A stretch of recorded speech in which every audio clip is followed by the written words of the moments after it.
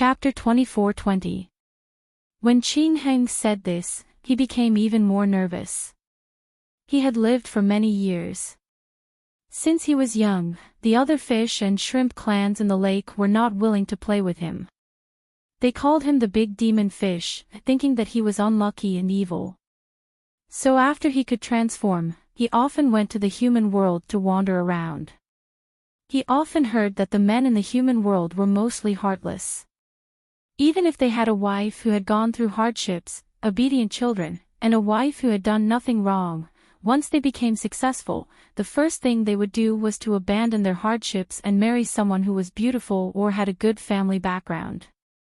So he was not surprised that Sushi forgot his promise and climbed up to the princess. Even if he thought that Sushi was at a disadvantage because Guoguo was the prettiest, the thoughts of humans and demons were different. In other words, humans were too rich and there were too many things that could captivate their eyes. Big black fish, what are you thinking about? Tang Guo laughed. I'm not a fool. I already know that he deliberately sent those people back a few years ago to spread the news that he was killed by the bandits. When I know that he's dead, I won't ruin his marriage and he can enjoy his wealth in peace. Qing Heng breathed a sigh of relief. It's good that you know. This kind of person is not worth it. After saying this, he changed the topic. Guogua, what do you want to do with him? Do you want to secretly kill him? System, you've indeed learned bad things. Tang Guo held Qing Heng's wrist and shook her head. Look carefully. What's different about Sushi? If you kill him on the spot, guess what will happen? Qing Heng listened to Tang Guo's words and carefully observed Sushi. With one look, he realized that something was wrong. There's a special light on his body. Qing Heng frowned. He seems to have an extraordinary background. Not only that, if you rashly kill him, in less than 3 days, the two of us may be hunted down by the 3 realms. At this time, she still couldn't kill Sushi. She didn't have the right to do so. Even if the other party changed his mind, no matter where he was, people would say that even if he let her down, he didn't hurt her life. He just had a change of heart and didn't deserve to die. Regardless of whether it was the mythological world, the ancient world, or the modern future world, these words were all the same. Although he couldn't directly kill Sushi, it was still possible to scheme against him. Don't those 2 old things like to scheme against others? In that case, she would beat him at his own game and make this fire even more intense. The injuries of Bantai's black bear spirit were healed by the 9 brilliant star official. What happened after that was basically instructed by the 9 brilliant star official to do it. She just needed to wait for things to develop slowly and pretend that she was already in the game. The 9 luminary star official must have vaguely reminded Bantai that as long as he could destroy the relationship between Sushi and Page Yaren, he could kill both of them. With such an opportunity, Bantai would definitely not let go of Sushi. She was waiting for Bantai to make a move on Sushi, and then Page Yaren would beg her to save Sushi. Military Star thought that she was infatuated with Sushi and would come to help him. Then, he would leave the matter alone. Then, that day happened to be the day when the carp leaped over the dragon gate and she was reborn. Turning back to save Sushi was wishful thinking. A day in heaven is a year on earth. Even if Military Star wanted to come down and save Sushi, it would be impossible. Sushi's death was due to the 9 brilliant Star Lord's scheme. When the time came, these 2 would definitely fall out. Chapter 24:21. Although Sushi and Page Yaren had failed the test, they would eventually find out that it was the 2 of them who had sabotaged it. They would definitely act shamelessly. Even if they were to make a scene in front of the Celestial Emperor, they would not be afraid. As she thought about it, Tang Guo could not help but laugh out loud. She was especially happy when she thought about how the celestial realm would be in a mess because of these 2 families. Qing Heng looked at her in confusion, but he did not have the time to ask anything. Because Tang Guo's laughter was transmitted to the courtyard, Pei Jiaran, who was painting, and Su Shi, who was grinding ink, heard it. The two of them subconsciously looked up. Pei Jiaran did not understand why there were two handsome people on the walls of her princess residence. She was about to call for someone to capture and chase them away. She inadvertently caught a glimpse of Su Shi's pale face and the tip of her brush paused. The painting that was about to be completed was almost destroyed. Prince Consort, what's wrong? Su Shi came back to his senses and hurriedly shielded Pei Jiaran behind him. He faced Tang Guo and moved his lips, but did not know what to say. His mind was in a mess. Didn't she leave the capital immediately? Why did she turn back? Did she find out something? What exactly went wrong?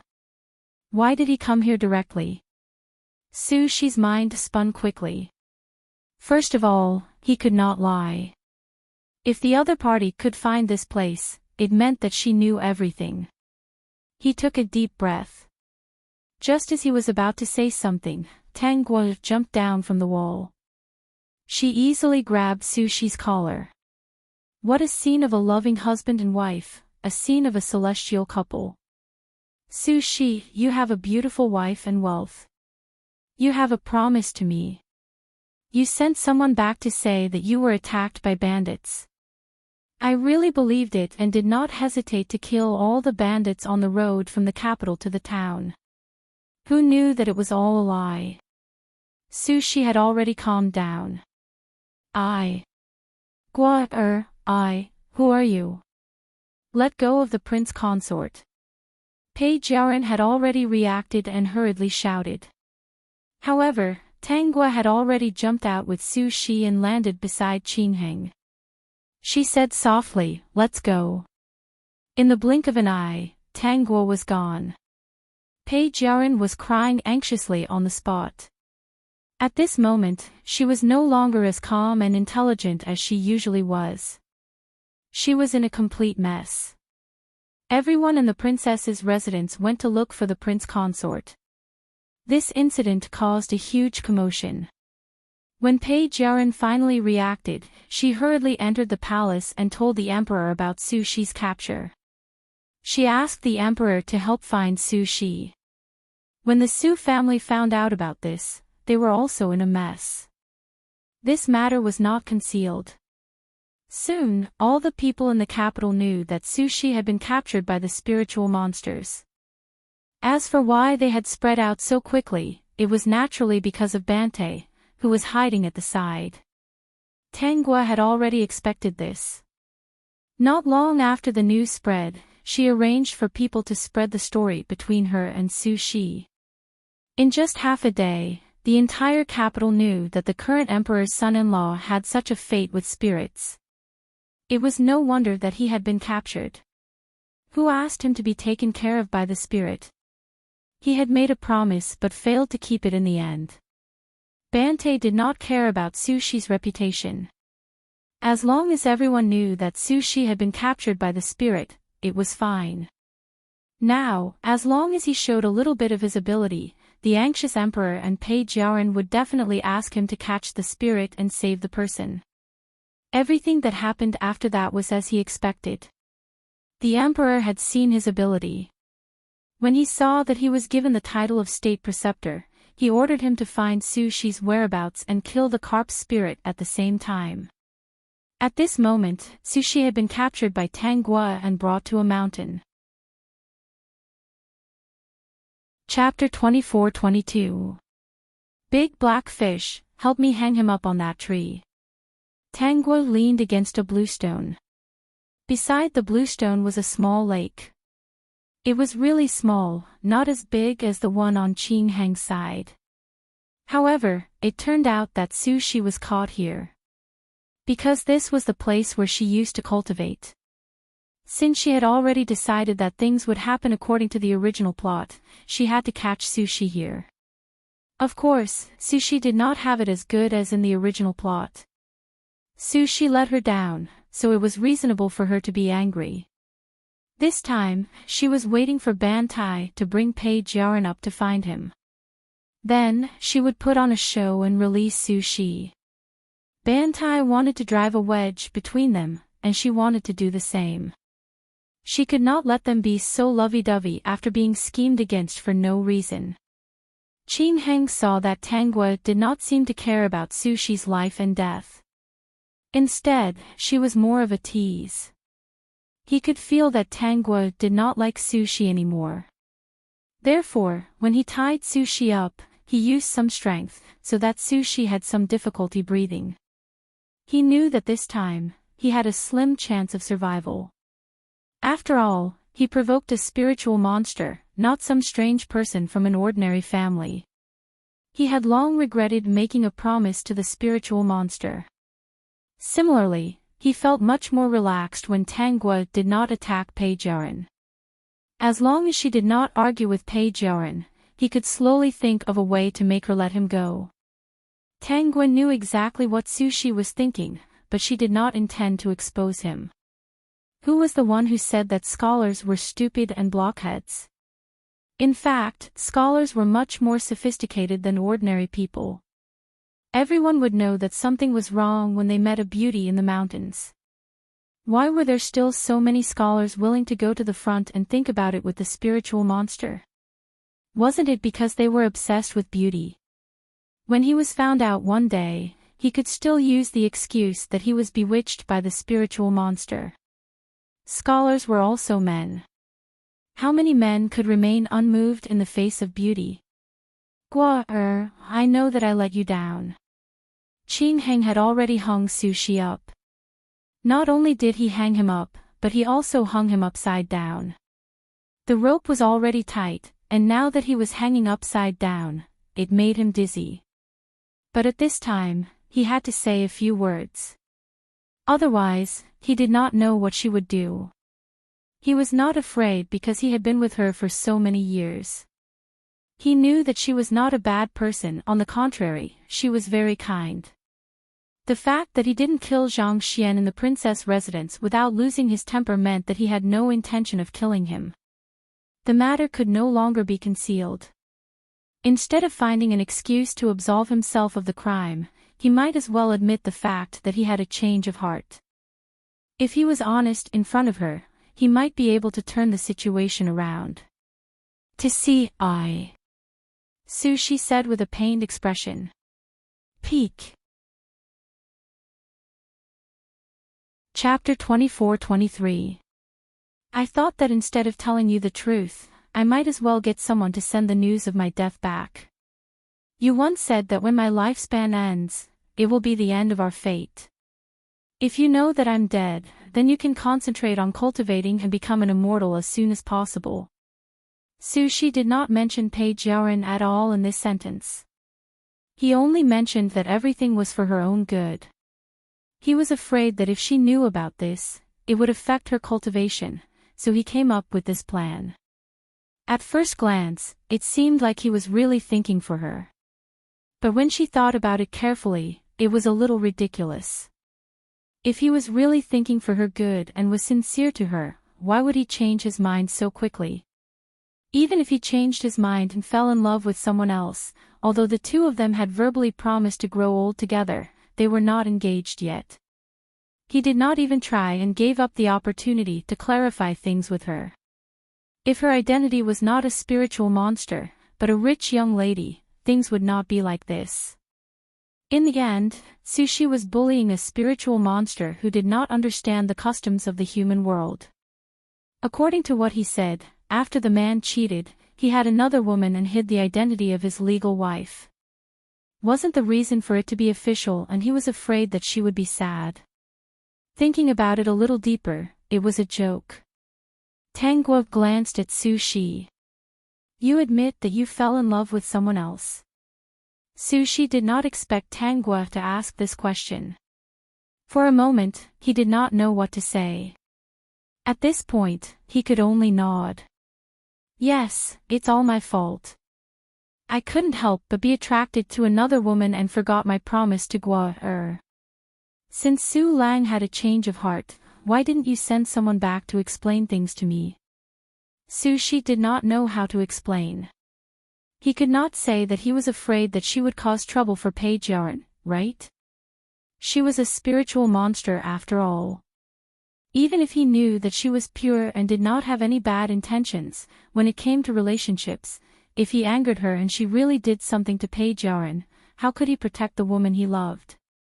Sushi knew that he could not explain it, and he could not explain it like this. If he explained to another woman that he cared about the person he loved and was afraid that the person he loved would be hurt, no matter how pure a woman was, she would be angered. When Tanggua saw the look on his face, she immediately understood. Sushi sensed something and made up his mind, saying, "Gua, I was foolish. I thought that this would be the best of both worlds and would not hurt anyone. Now that I think about it, I was wrong. If I could turn back time, I would definitely come back and apologize to you personally. You can do whatever you want with me." This Sushi was indeed smart. When he noticed Tanggua's attitude, he immediately changed the words he had prepared earlier. He didn't dare to mention that he was afraid that Page Yarn would get hurt. "Gua captured me here today and didn't hurt my wife and children. I'm very grateful. Everything was because I, Sushi, was possessed and deceived two women who loved me deeply. Gua is innocent. My wife and children are also innocent." Sushi was very grateful that Gua did not hurt them. "If Gua is still angry because I hid something from you, then kill me." Sushi made such a mistake. His death is not to be regretted. Gua can do whatever she wants with him. After saying that, Sushi closed his eyes. His righteous look was very realistic. If it was an ordinary person, they would have been moved by him. People who were not afraid of death and were honest about their mistakes would always be respected and even forgiven. He really did not understand. Shouldn't he admit his mistakes? Why would he be respected and forgiven? Chapter 24-24. Sushi was actually very nervous. Death? Who would want to die? He still wanted to grow old with Page Yarn. They had already promised each other that they would grow old together. Even though the two of them had been married for several years and already had a pair of children, they had always felt that it was not enough no matter how much time they spent together. Although growing old together was good, they were actually greedy and wanted to live together forever. If he died here today, he would never be able to see Jiaran and his children again. If he gambled correctly, he would really be able to sleep peacefully after today. He would not have to worry about Tangguo finding trouble with him. He was still very clear about Tangguo's personality. Sushi vaguely felt that a particularly cold gaze was looking at him, but at this time, he did not dare to open his eyes to look. He was still waiting for Tangguo's answer. Would she kill him or let him go? Sushi, you have indeed let me down. Hearing this, Sushi immediately heaved a sigh of relief. It seemed that she would not take his life anymore. I won't kill you. Tangguo's voice continued, you can avoid death, but you can't escape punishment. Since you admit that you have let me down, I will let you hang here for 7 days and 7 nights as punishment. After 7 days and 7 nights, you can leave. We will break all ties and no longer owe each other anything. How about that? Although he would be hung for 7 days and 7 nights, she had already said that she would not let him die no matter what. He quickly replied, Sushi is willing to accept the punishment. All right, don't worry. I said that I won't take your life, so I won't. You should know that there are many obstacles in spiritual cultivation. You are the one who let me down. I have a wave of anger in my heart that needs to be vented. If I don't vent it, it will affect my cultivation in the future. If I fail in my cultivation in the future, my inner demons will breed and I will lose my will. Perhaps I will blame all of this on your family. You should have read all kinds of miscellaneous books about spiritual monsters. Spiritual monsters who have lost their minds do not distinguish between good and evil. They will only remove their own obstacles. I am punishing you like this for our own good. I don't want to fail in my cultivation. Fortunately, we also have happy days. I also don't want to lose my mind in the future and kill everyone related to you. Hearing this, Sushi was really scared to death. He didn't doubt Tangua's words at all. Otherwise, why didn't she just kill him or let him go? Why did she only hang him for 7 days and 7 nights? I am willing to accept your punishment. This is something that I should accept. Now, even if Tangua didn't want him to suffer, he had to beg her to. If she really failed in her cultivation because of his betrayal and developed an inner demon, then not only would his beloved and children suffer, even his Su family and friends would suffer. She had said that when the time came, it would implicate the people related to him. Qing Heng's expression was a little strange. Why hadn't he heard of such a situation? He stole a glance at Tangua. Seeing that she was smiling, he continued, "Not only that, I want you to admit your mistakes for the next 7 days and nights. Only then will the resentment in my heart dissipate. 7 days and 7 nights should be enough for the resentment in my heart to dissipate." After 7 days and 7 nights, Pei Jiaran had more or less found this place. Let the other party see how Sushi repents to her. She didn't intend to break them up. She just wanted to give them some trouble and discomfort. Seeing that Sushi didn't understand, Tangguo walked in front of him. "You just need to keep repeating that you let me down. It's your fault. Apologize to me now." Peak. Chapter 24-25. I've let you down. It's my fault. I'm apologizing to you. I've let you down. It's my fault. I'm apologizing to you. I've let you down. Sushi had been hanging there for 5 days already. In these 5 days, he was willing to say this sentence every day. Other than making him say this sentence and hanging him on the tree, she really didn't do anything. She just sat cross-legged on the green rock and cultivated. Regarding this, Sushi firmly believed Tangua's words without a doubt. If she really wanted to kill him, why did she have to go through so much trouble? Really wanted to solve this matter so that it wouldn't give birth to inner demons in the future and hurt the people around him. When he thought in this way, a wisp of guilt arose in Sushi's heart. He couldn't help but speak louder and more sincerely, I'm sorry. I've let you down. It's my fault. I sincerely apologize to you here." Qing Heng opened his eyes and glanced at Sushi. He felt that this person was sick. He was tortured like this and was still willing to do it without any complaints. On second thought, if wanted to do this to him, he probably wouldn't be able to resist and would only want to do as she said. "Big black fish, Black Su Lang, feed him some water and food. No matter what, you can't let his life be in danger." Tangua's voice wasn't soft. When Sushi heard this, he felt very complicated. As expected, couldn't bear to kill him. That was why she used this method to resolve the resentment in her heart. It was his fault. If he knew was so understanding, he wouldn't have lied. He would have just gone back and apologized to her. With Gua's personality, she would definitely let him and Jiaran be together. "System, you're so stupid. Didn't you realize that the host was messing with him?" Qing Heng took a bowl of water and a piece of raw meat and walked in front of Sushi. He cut the raw meat into small pieces and stuffed it into Sushi's mouth. Sushi felt a little nauseous when he smelled the raw meat. But these days, he had been eating this every day. Just as he was about to throw up, Tangua's voice rang out, big black fish, and I don't know how to cook human food. This meat is the most tender meat that I asked big black fish to pick out, so just eat it. The fruits in this mountain haven't ripened yet. Besides, the fruits aren't nutritious and won't last long. We'll just eat this meat to get through the next 7 days. Sushi hurriedly closed his eyes and bit into the meat.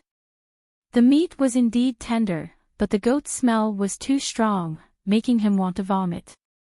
In any case, he had adapted to it for 5 days, so he was barely able to swallow it. After the meal, Sushi was almost a little weak. In the evening, Tanghua allowed him to rest for the night. He didn't have to say that sentence again, so he closed his eyes and went to sleep. Although it was really uncomfortable to be hung upside down, he calculated the time.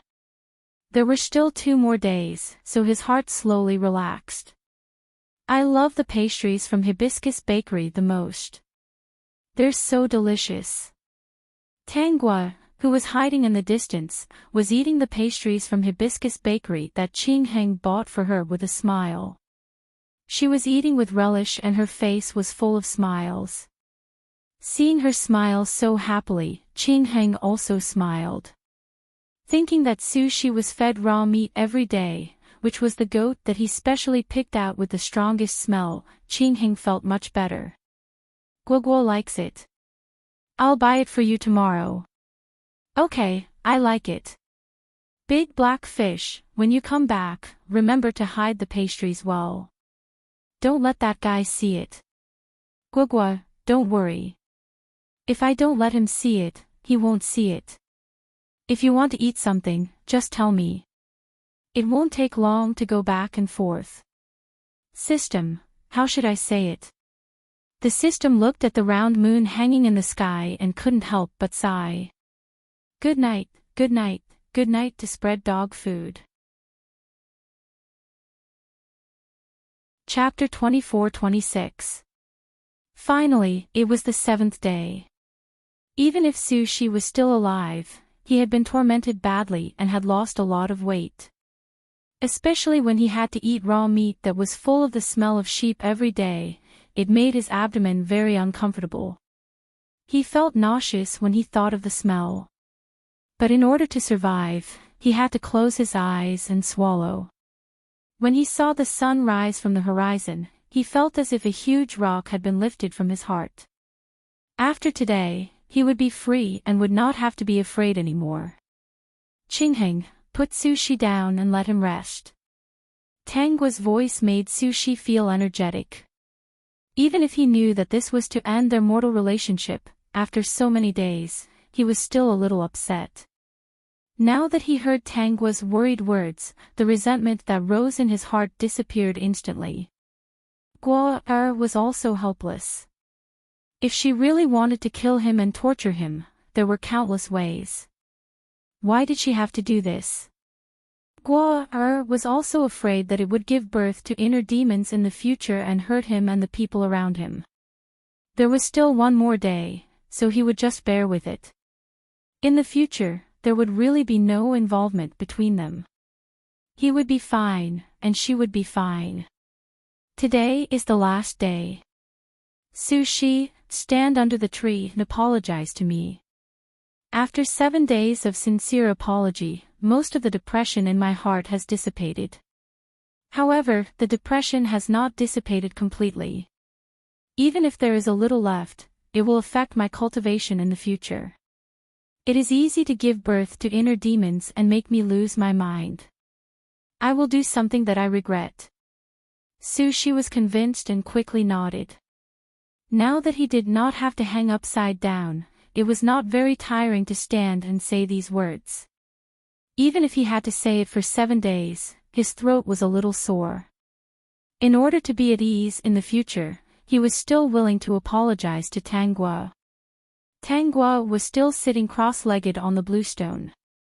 Her eyes were slightly lowered, and Sushi could not see her expression. He knew that she should be cultivating. At the same time, listening to his apology dispelled the depression in her heart. Thinking of this, he apologized even more vigorously. When Bantai brought Pei Jiaran here, they heard Sushi's voice from afar. When she got closer, she heard what Sushi said.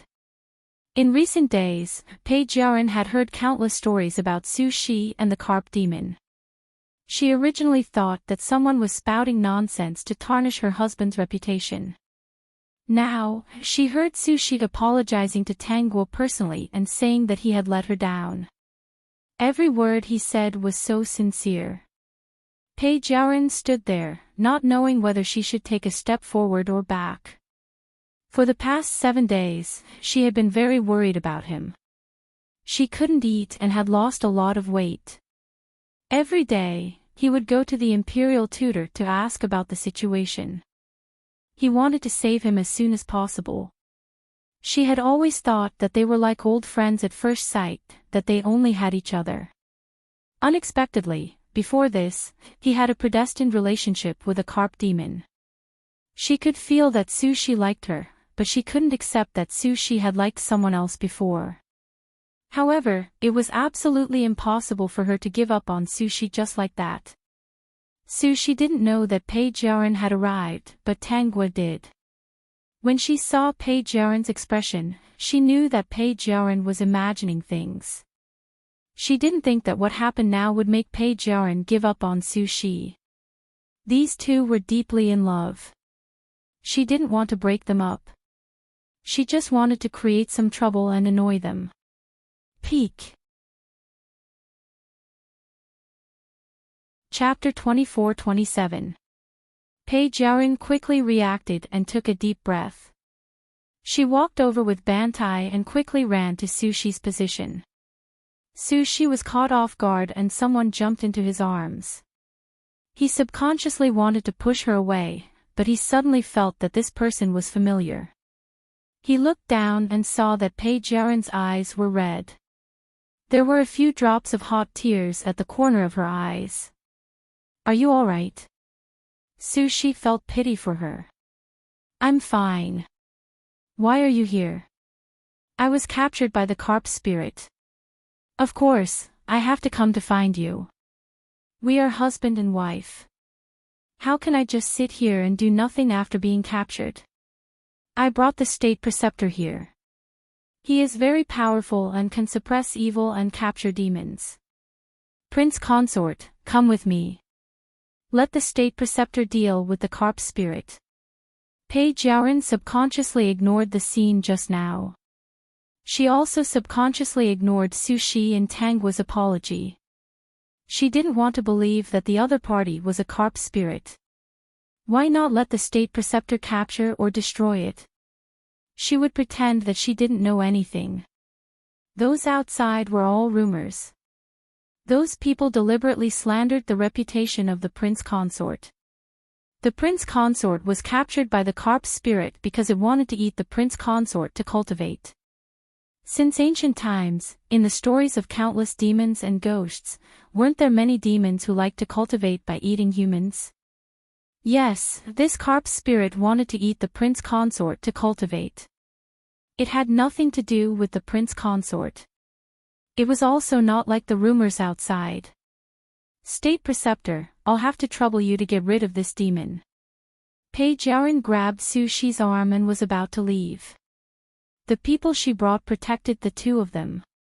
She turned back and said to Bantai. Bantai complained in his heart. He didn't dare to go against Tang Guo at all. The reason why he took 7 days to bring Pei Jiaran up was that if he didn't find Sushi, the emperor and Pei Jiaran would doubt his ability. So, he had no choice but to bring her here. Moreover, the outside world had been spreading the story between Sushi and the carp spirit recently. He could feel that Pei Jiaran's face turned pale after hearing it. Although it didn't sow discord between the two of them at once, there should be a lot of friction between the two of them. In addition, he had secretly come up to take a look and knew that Tang Guo did not kill Sushi. He understood that this carp spirit was most likely still holding on to old feelings for Sushi. He happened to overhear Sushi and Tang Guo's apology. This was the 7th day he brought Pei Jiaran over, and she happened to witness the scene of Su Shi and Tang Guo apologizing.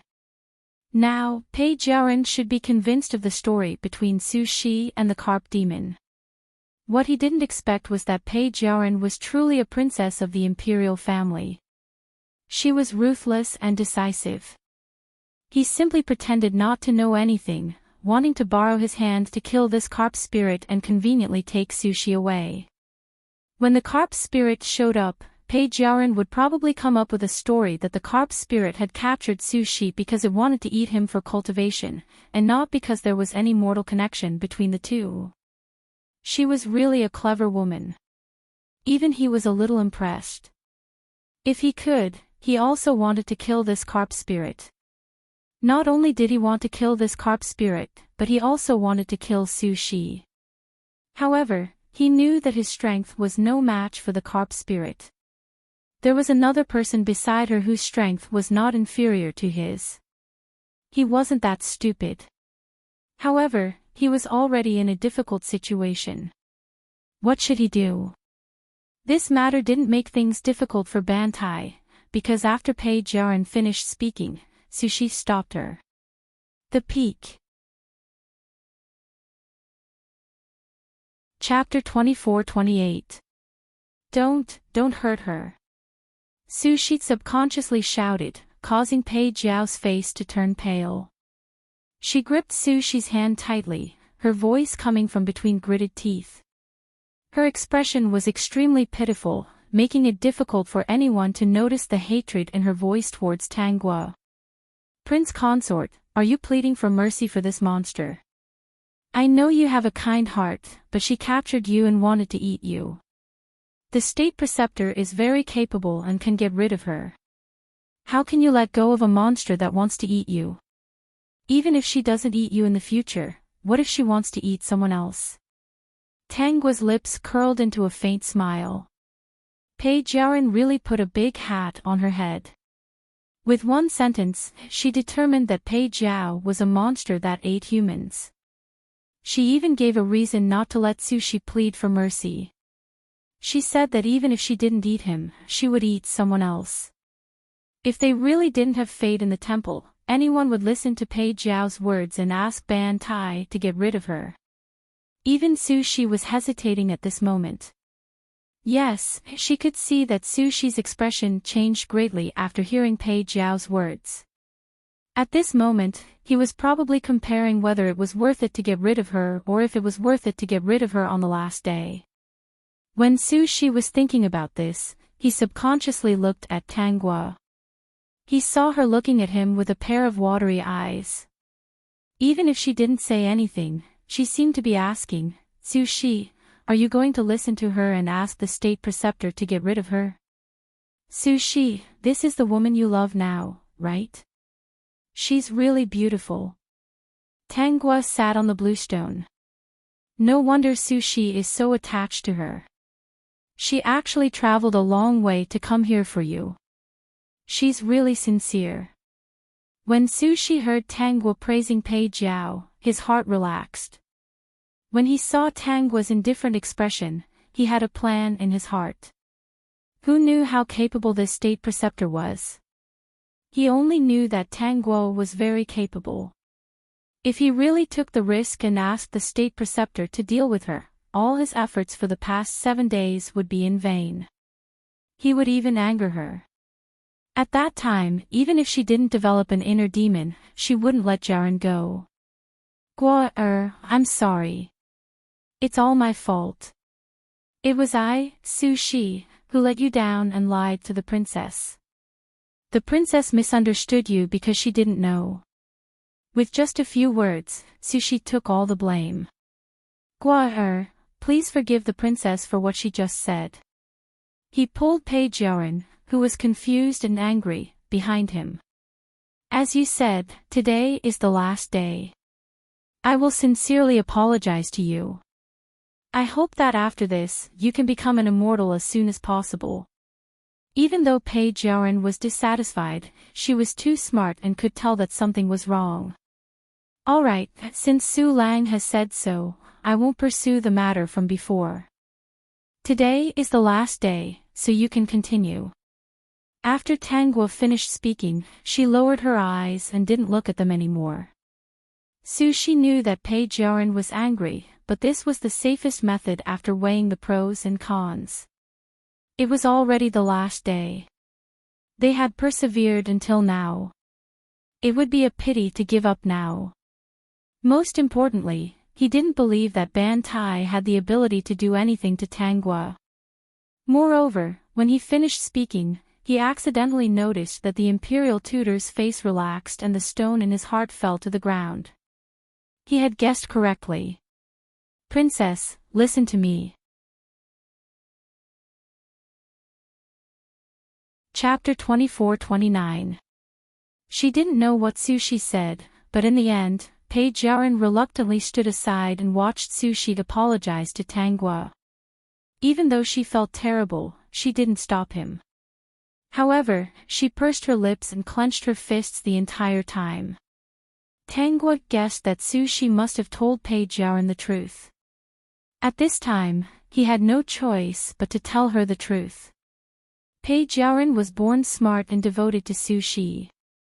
However, because of this, she was very possessive. After knowing that Sushi used to be in a relationship with her, even if nothing happened, she still felt terrible. However, it was even more impossible for her to give up on Sushi. Previously, there was such a good opportunity to kill her in the chaos, but Sushi stopped her. One could imagine how much resentment Pei Jiaran had in her heart. No matter how big the resentment was, Pei Jiaran couldn't fall out with Sushi and throw a tantrum. This was because she was a smart person. She knew that once she made a scene, not only would she not be in the right, but she would also cause trouble for Sushi and ruin their relationship. Therefore, no matter what Sushi did now, she could only endure it. Tangwa could feel that Pei Jiaran was looking at her unkindly. She guessed that Pei Jiaran must be suspecting that she was messing with Sushi. Even if Pei Jiaran was sure that she was messing with Sushi, Pei Jiaran still didn't dare to say anything bad about her in front of Sushi. Thinking of this, Tangwa was in a good mood. No matter how smart a person was, once they valued their relationship too much, they would easily lose themselves. In order to protect their relationship, it was inevitable that they would suffer a little and sacrifice a little. After half a day, Tangwa stopped him. "All right, I'm not angry anymore. You can leave." "Gua, you really don't blame me?" Sushi asked hesitantly. Pei Jiaran knew that Sushi was worried that Tangwa would have an inner demon in the future and hurt the people around him. She couldn't help but feel nervous. However, she couldn't say her guess out loud. She didn't want to say it out loud.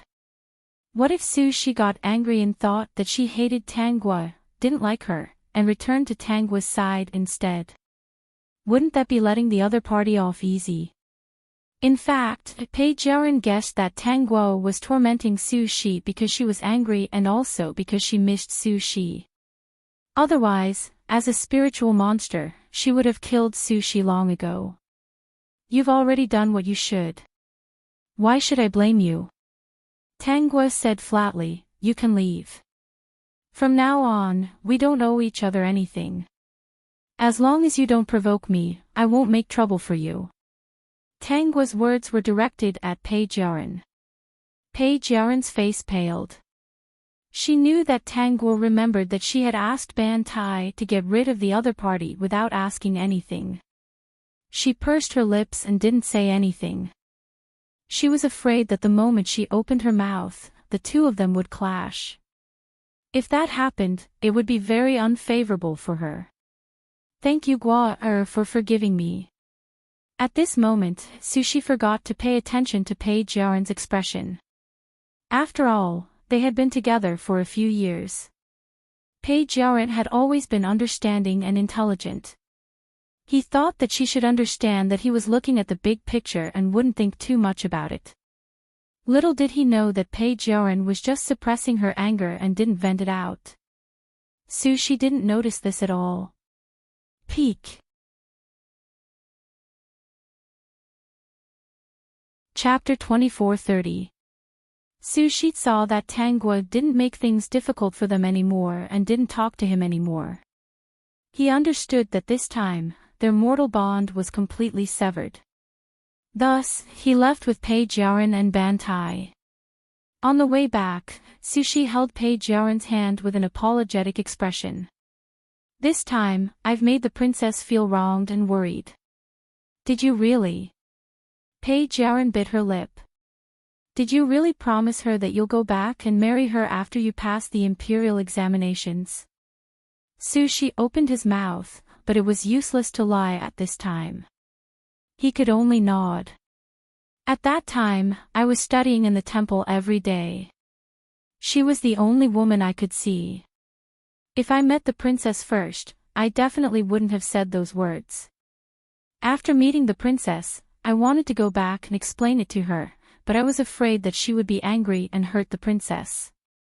Thus, I used other methods to hide it from her.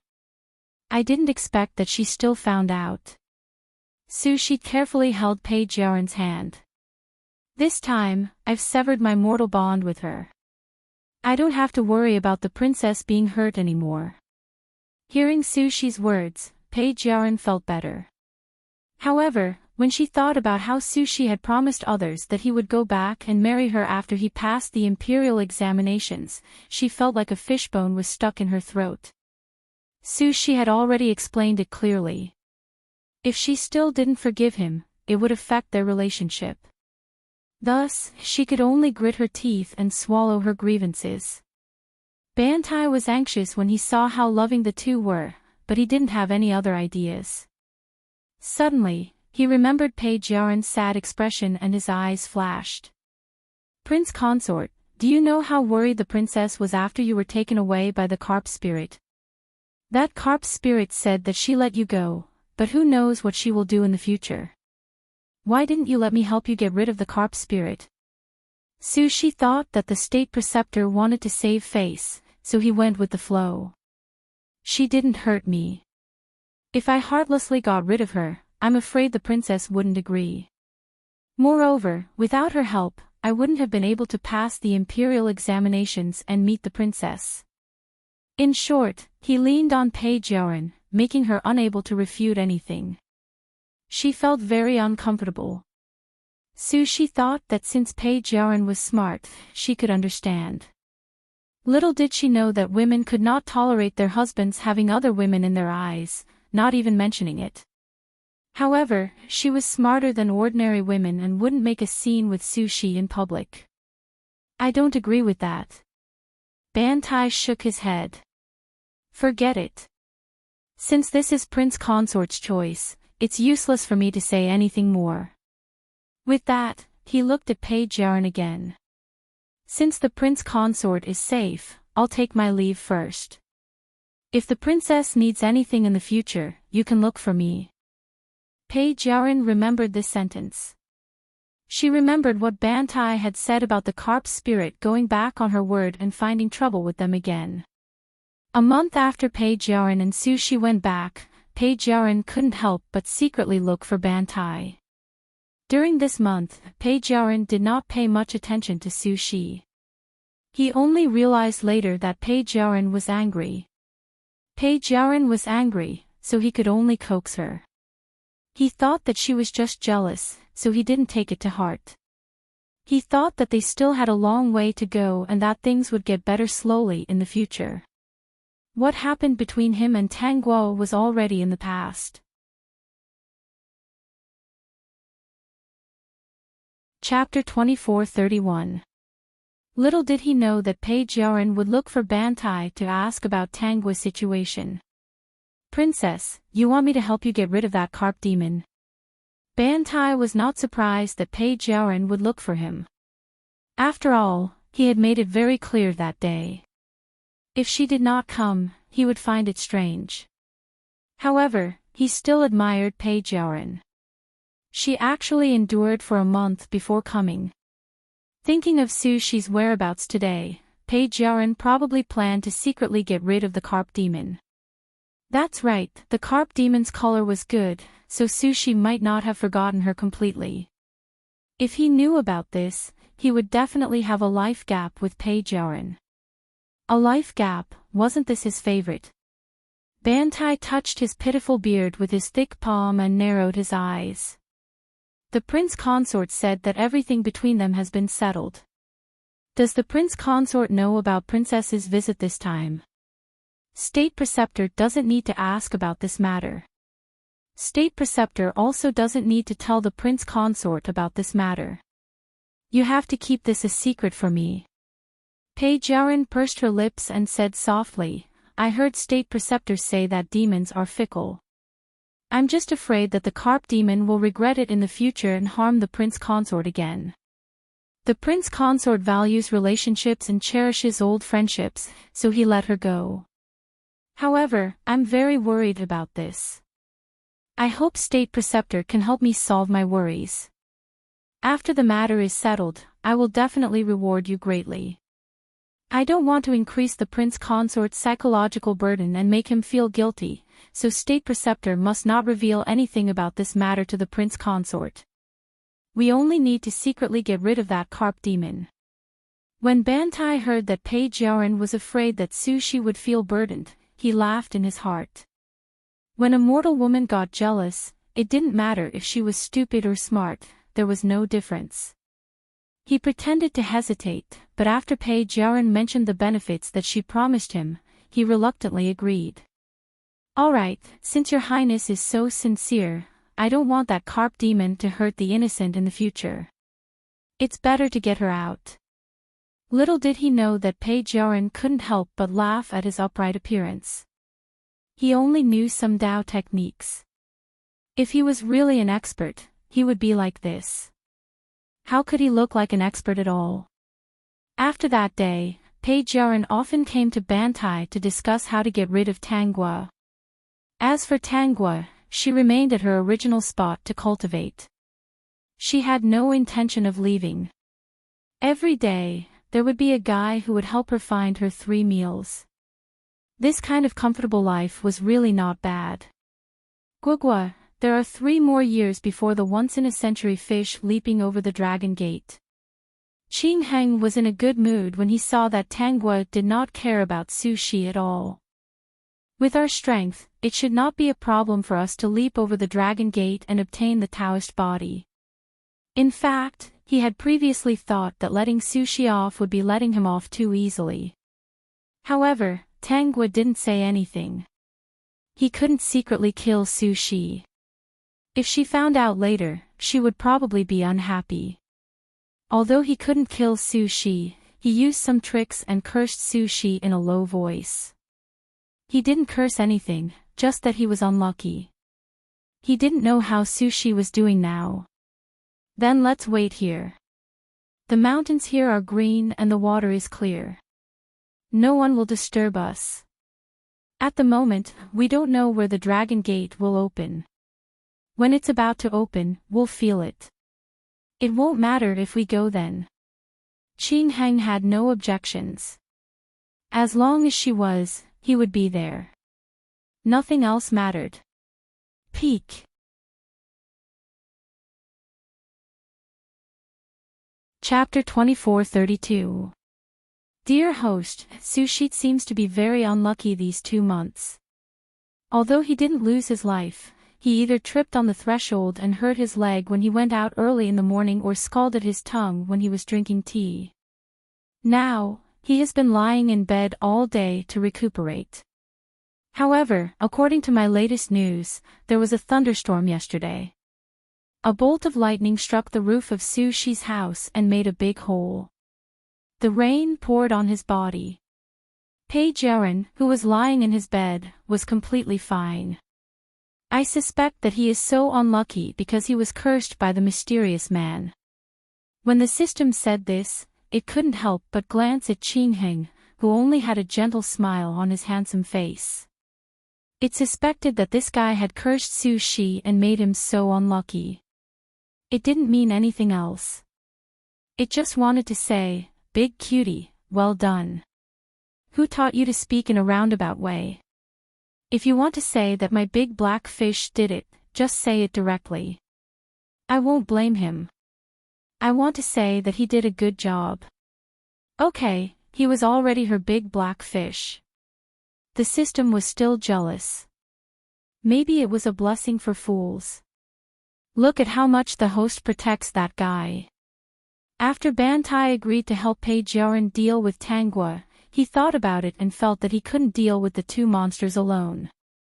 If he really sent himself to the door, he would definitely send Xiong too. After living for so many years, he had a plan in mind. Therefore, he used the excuse of leaving the capital for a few days and found a quiet place to call the mysterious man using the contact method that he had received from him. Bantai stood in a hidden cave and waited. After a while, a figure walked out of the cave. This person was tall and slender, and he had the demeanor of an immortal. His face was extremely handsome, and at first glance, it would cause people to be mesmerized by his perfect appearance.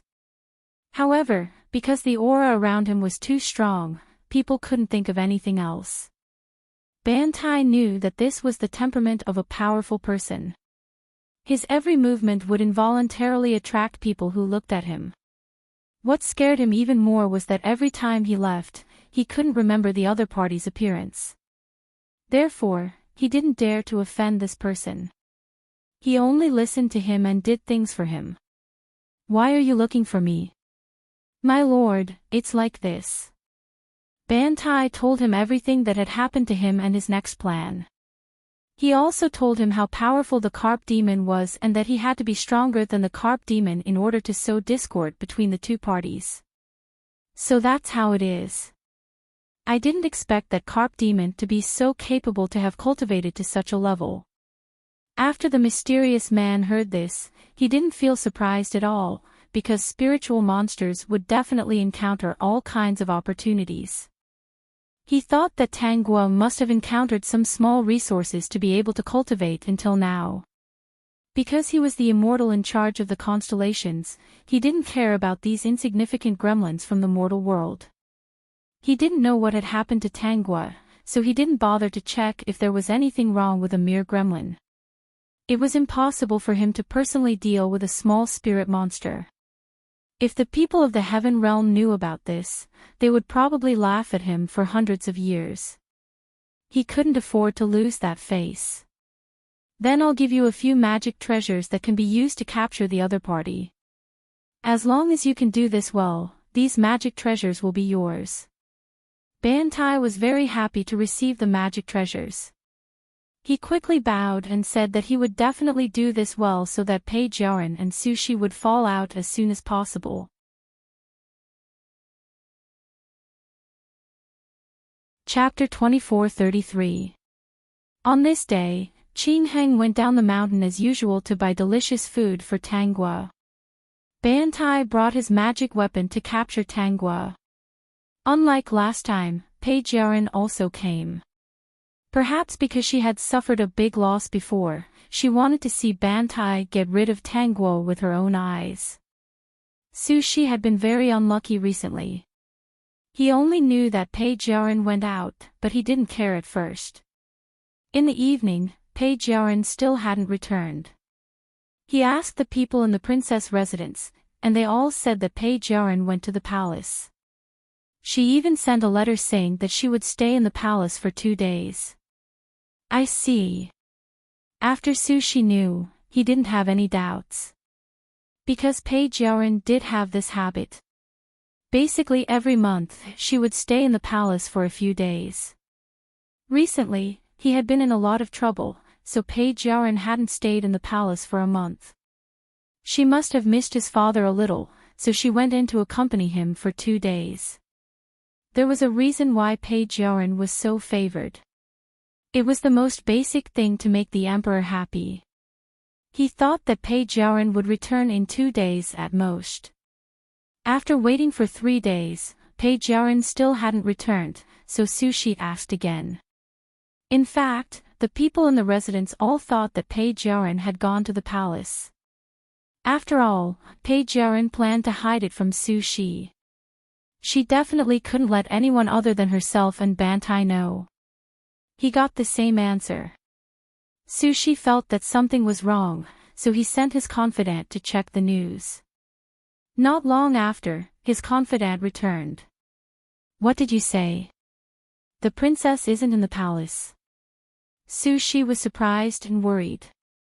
"Do you know where she is?" "I only found out that the princess went to see the state preceptor a few days ago. Not only that, but ever since the prince consort came back, I found out that the princess often went to see the state preceptor." Hearing this, Sushi understood what Page Yarin was doing. She hadn't returned for 3 days, and he didn't know what happened to her. Sushi quickly ordered someone to bring him to the place where Tanguo cultivated. He prayed silently in his heart, hoping that nothing would happen to Page Yarin. In his heart, he hated Bantai to death. The matter had already been resolved, but he still had to instigate Page Yarin to kill Tanguo. What if Tanguo really didn't show mercy and killed Page Yarin? "I remember I said last time that as long as you don't provoke me, I won't care about what happened before." Tanguo glanced at the two who could no longer move. One was the black bear spirit who had transformed into Bantai, and the other was naturally Page Yarin. Both of them were tied with a thin golden rope. This was the Dharma treasure that the 9 brilliant star official had given to Bantai to tie her up. Unfortunately, the 9 brilliant star official was wrong. She was not afraid of these things. "From the looks of it, you want to tie me up and burn me to death, right?" Tanguo glanced at a ring of fire not far away. With a wave of his sleeve, he threw the two into the ring of fire. Instantly, Bantai and Page Yarin felt the scorching heat of the raging fire around them, and they were terrified. Especially Bantai, he really did not know what to say. This carp spirit was actually so powerful.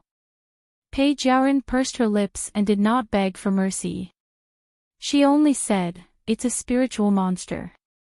Who knows if it will go back on its words one day and hurt my husband? If that's the case, then I'll just burn them all to death. Anyway, they want to burn me to death." When Qingheng returned and saw this scene, he hurriedly rushed to Tangua's side. "What happened?" "Big black fish, you came back just in time. They want to kill me. I don't know where they found this Dharma treasure, but they want to use it to trap me and burn me to death. Fortunately, I'm no longer afraid of those things. Otherwise, when I come back, I'm afraid that I'll be reduced to ashes." Tangua's words scared Qingheng half to death. With a gloomy face, he said in a low voice, "Then I'll go over and kill them. How about it? Anyone who dares to hurt Guoguo must die. No one is allowed to live." Peak.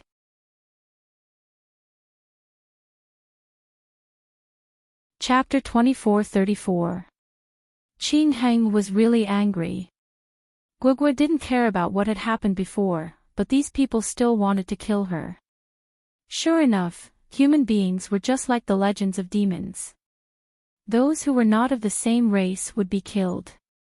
Humans envied the power of demons, but they were also afraid of the power of demons. They couldn't control demons. In order to avoid trouble, they tried their best to kill them. At this moment, Qingheng really wanted to kill them, even though he knew that Page Yarin had a powerful background. As a demon, she was born with very sensitive senses. Sushi was not ordinary, and so was Page Yarin.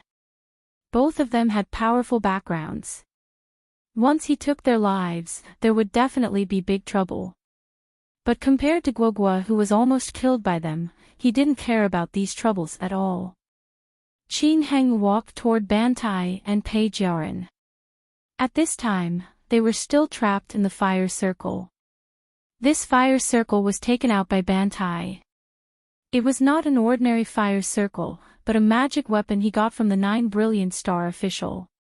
Ordinary fire would take a long time to burn a demon to death. Even if it was his elixir fire, it would take more than 7 days.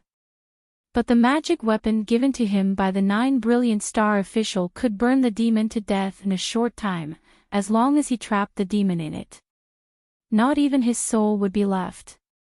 Bantai was also panicking, especially when he felt that the hot flames around him seemed to be burning his body. He was very scared. He originally thought that with the magic weapon given to him by the mysterious man, it would be easy for him to deal with Tanguy. He didn't expect that when he took Pei Jiaran up the mountain, although he didn't see Qin Heng's trace, he didn't care at all. Qin Heng was not here.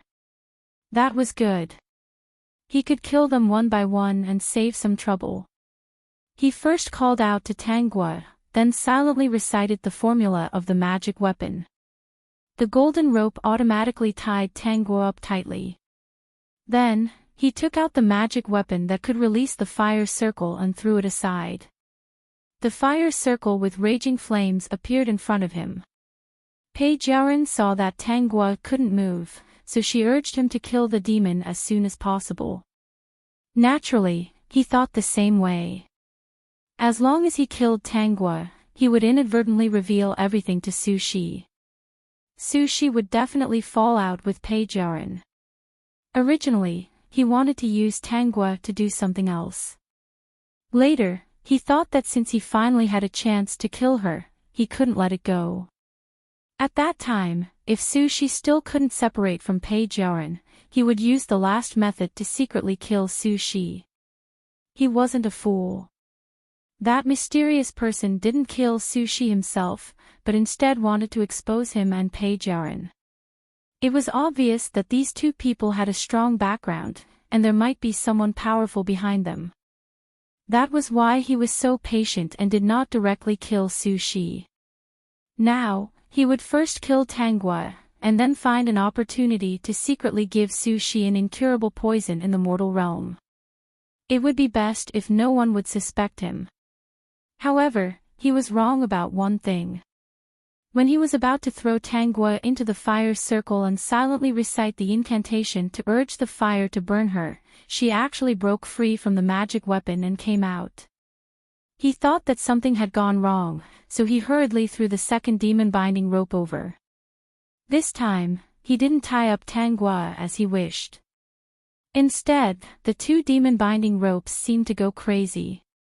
They directly went to him and Pei Jiaran and tied them up tightly. The surrounding flames were still burning, and Bantai felt that he was going to die from the heat.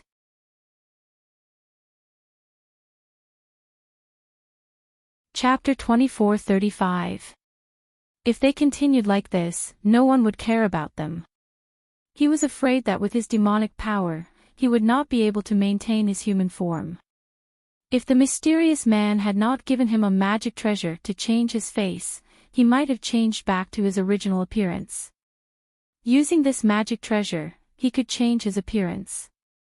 In fact, with his demonic power, he could change his appearance at will, but he could not maintain it for long. Once his demonic power weakened, his original appearance would be revealed.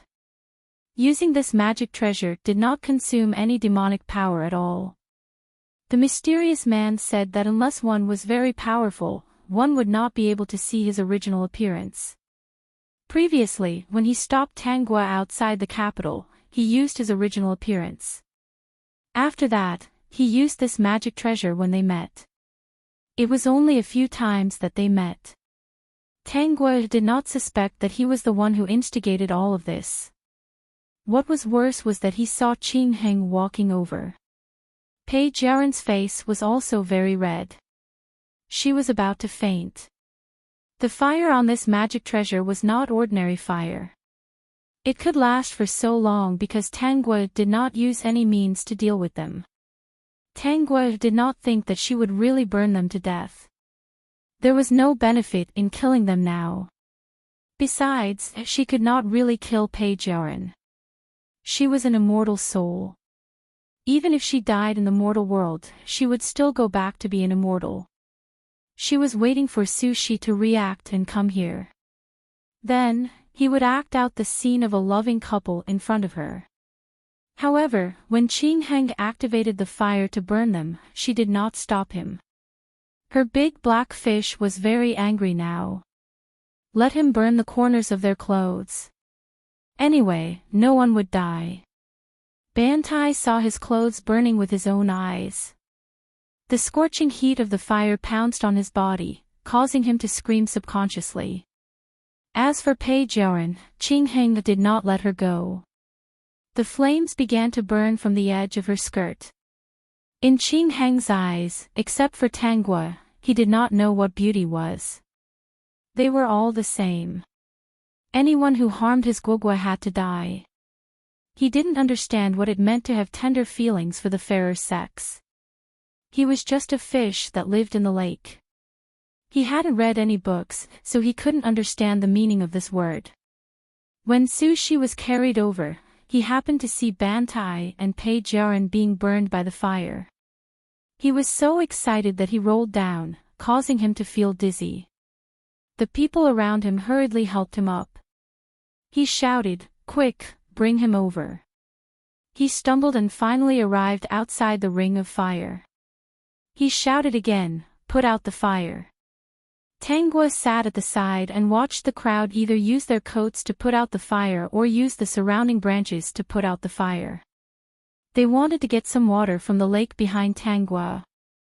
However, as soon as they walked over and wanted to get some water, Tangua threw them back with a wave of her sleeve. Soon, Su Shi discovered that the fire could not be extinguished at all. These flames seemed to have a life of their own. They simply couldn't be extinguished with a single blow. "Princess, princess, how are you?" Su Shi shouted anxiously, "Why are you here? Why did you provoke her? Hasn't the matter been resolved already?" Pei Jiaoren was already in a semi-conscious state. Her skirt was on fire. Although the fire had just started, at this rate, it would burn her sooner or later. She's a demon after all. I'm just afraid that she'll go back on her word in the future and come back to harm you.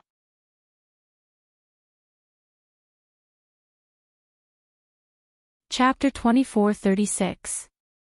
Pei Jiaoren did not dare to admit that she was filled with hatred and jealousy. She could not even tolerate the fact that Su Shi once had a relationship with a spiritual monster. Coincidentally, the other party was a demon. She just wanted to find an excuse to get rid of it. However, she did not expect the spiritual monster to be so powerful. She was wrong. She had underestimated the spiritual monster's strength. What Pei Jiaoren didn't know was that the only reason why she wasn't burned was because Tangua had stopped her from getting burned. Although Qing Heng did not know why, even though he was angry, he still followed Tangua's words and did not let the fire burn Pei Jiaoren. However, Bantai was not so lucky. At this moment, he was already jumping up and down from the fire. His feet, which were originally in human form, were also burned back to their original form. However, no one noticed him now. Pei Jiaoren's words made Su Shi speechless. He saw that although the fire around Pei Jiaoren looked terrifying, it did not seem to have really hurt her. He dragged his limping leg and hurried to Tangua's position. "Guo, please spare the princess's life. I didn't take good care of the princess. I apologize to you here." Su Shi's attitude was very good. He looked very sincere, and his eyes were filled with endless hope. He thought that Tangua did not kill Pei Jiaoren directly because she was nostalgic.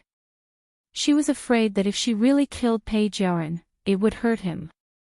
When he thought of this, he felt very complicated and guilty.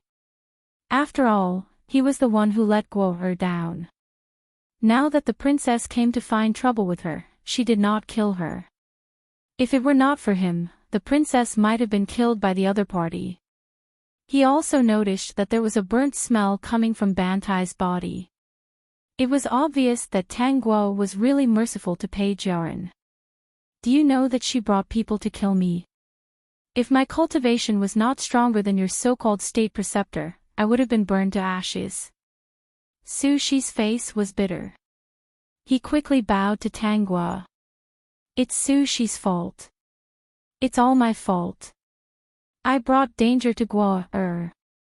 Su Shi is willing to do anything for Guo, to spare the princess's life." He didn't defend Pei Jiaran too much and only took responsibility for all the mistakes. Everything happened because of Su Shi. Whether it's Guo or the princess, it's all because of Su Shi. Therefore, Su Shi is willing to pay any price as long as Guo has news. Tang Guo glanced at Pei Jiaran, who was standing in the middle of the circle of fire. She didn't look too good, but she didn't try to stop Su Shi.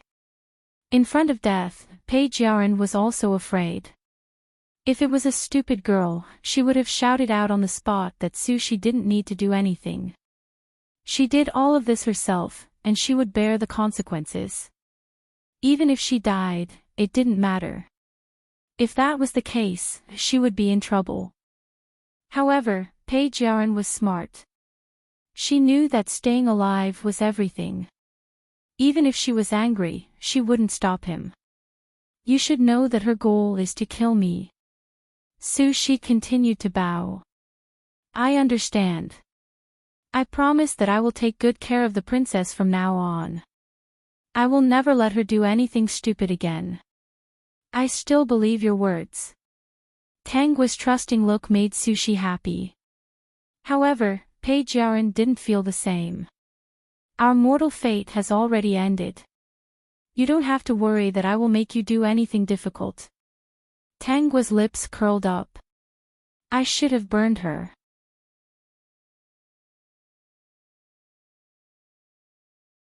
Chapter 24:37. She tried to kill me first, so I burned her to death. It's perfectly justified. Su Shi's heart skipped a beat. She continued, but in a few years, I'll have an opportunity. Unless it's a last resort, it's best if I don't kill anyone. For your sake, I won't kill her. But she wanted to harm me, so I thought of a way for her to atone for her sins. Su Shi heaved a sigh of relief. It was fine as long as she didn't kill Pei Jiaran. Although Pei Jiaran looked uncomfortable, she still felt relieved. She glanced at Bantai, who was jumping up and down while screaming. Her eyes flashed with disdain. She thought he was an expert, but it turned out that he was just a good-looking but useless person. What does Guo want the princess to do to atone for her sins? Tang Guo leaned against the bluestone and lowered her eyes slightly. Qingheng didn't know what she was planning to do. But as long as she was happy, anything was fine. But it was a pity to let Pei Jiaran go. But it didn't matter. When he let them go, he would secretly curse her that everything was not going well. He couldn't let go of the people he had hurt so easily. It's not a big deal. I just want you to help me build 3,000 temples. Tang Guo raised her eyes and casually stated her request.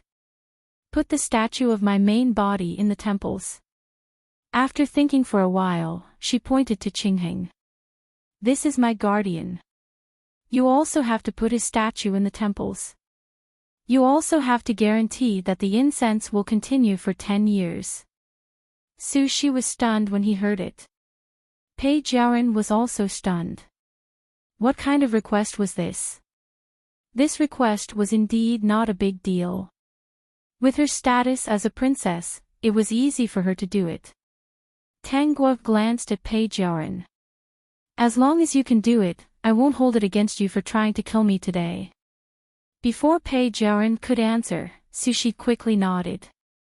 Okay, I'll definitely do it with the princess. 3,000 temples seemed to be a huge matter. But it was easy for the royal family to do it. But building temples for no reason, he had to go back and think of an excuse. Su Shi was still thinking when Tang Guo took out a scroll and threw it in front of him. Su Shi took the scroll and opened it. He was stunned for a moment. Not only was there a small and exquisite temple in the painting, but the name of the temple was also very strange. It was called the Koi Temple. There were also some words beside it. After skimming through the words, he couldn't help but be speechless. Had they even thought of a reason? Do you really have the confidence to make Imperial Father dream of building a Koi Temple? Tang Guo opened her eyes and nodded. Of course I'm confident. You should know what I'm capable of. Don't you know if I'm capable of doing evil? If it weren't for my ability, Su Lang, what do you think the chances of you becoming the top scorer in the exam are? I asked you to do this for 2 reasons. First, to resolve the grudge between us and make Page Yarin apologize to me. Second, to do more good deeds and help the common people fulfill their wishes. It can be considered as doing good deeds, and it will be helpful to my cultivation system. That's right, it's a good thing. It's really a good thing for the host. If the host cultivates the power of stars and the power of faith, TSK, that would be interesting. When Su Shi heard Tangua's words, he believed it. If it weren't for Tangua, he wouldn't have been able to become the top scorer in the exam. It could be seen that Tangua's ability could really benefit the common people. If in the future, if there was a drought or a heavy rain, praying to her could solve it, it could be considered a good thing.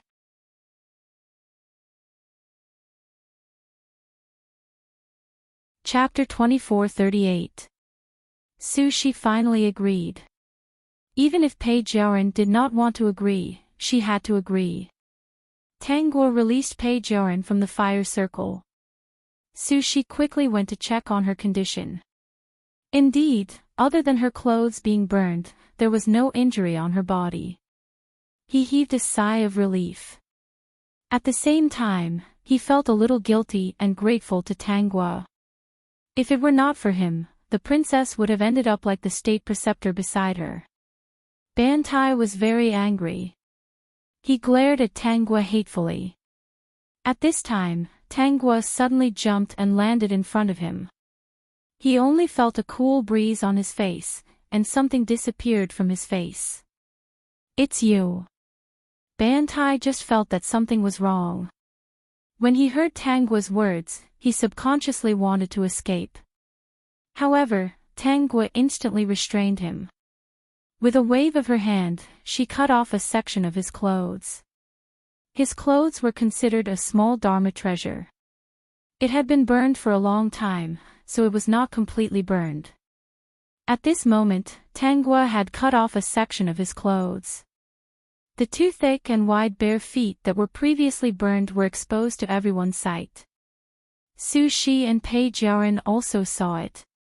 When they saw the 2 big black legs that did not look like human legs, they quickly retreated.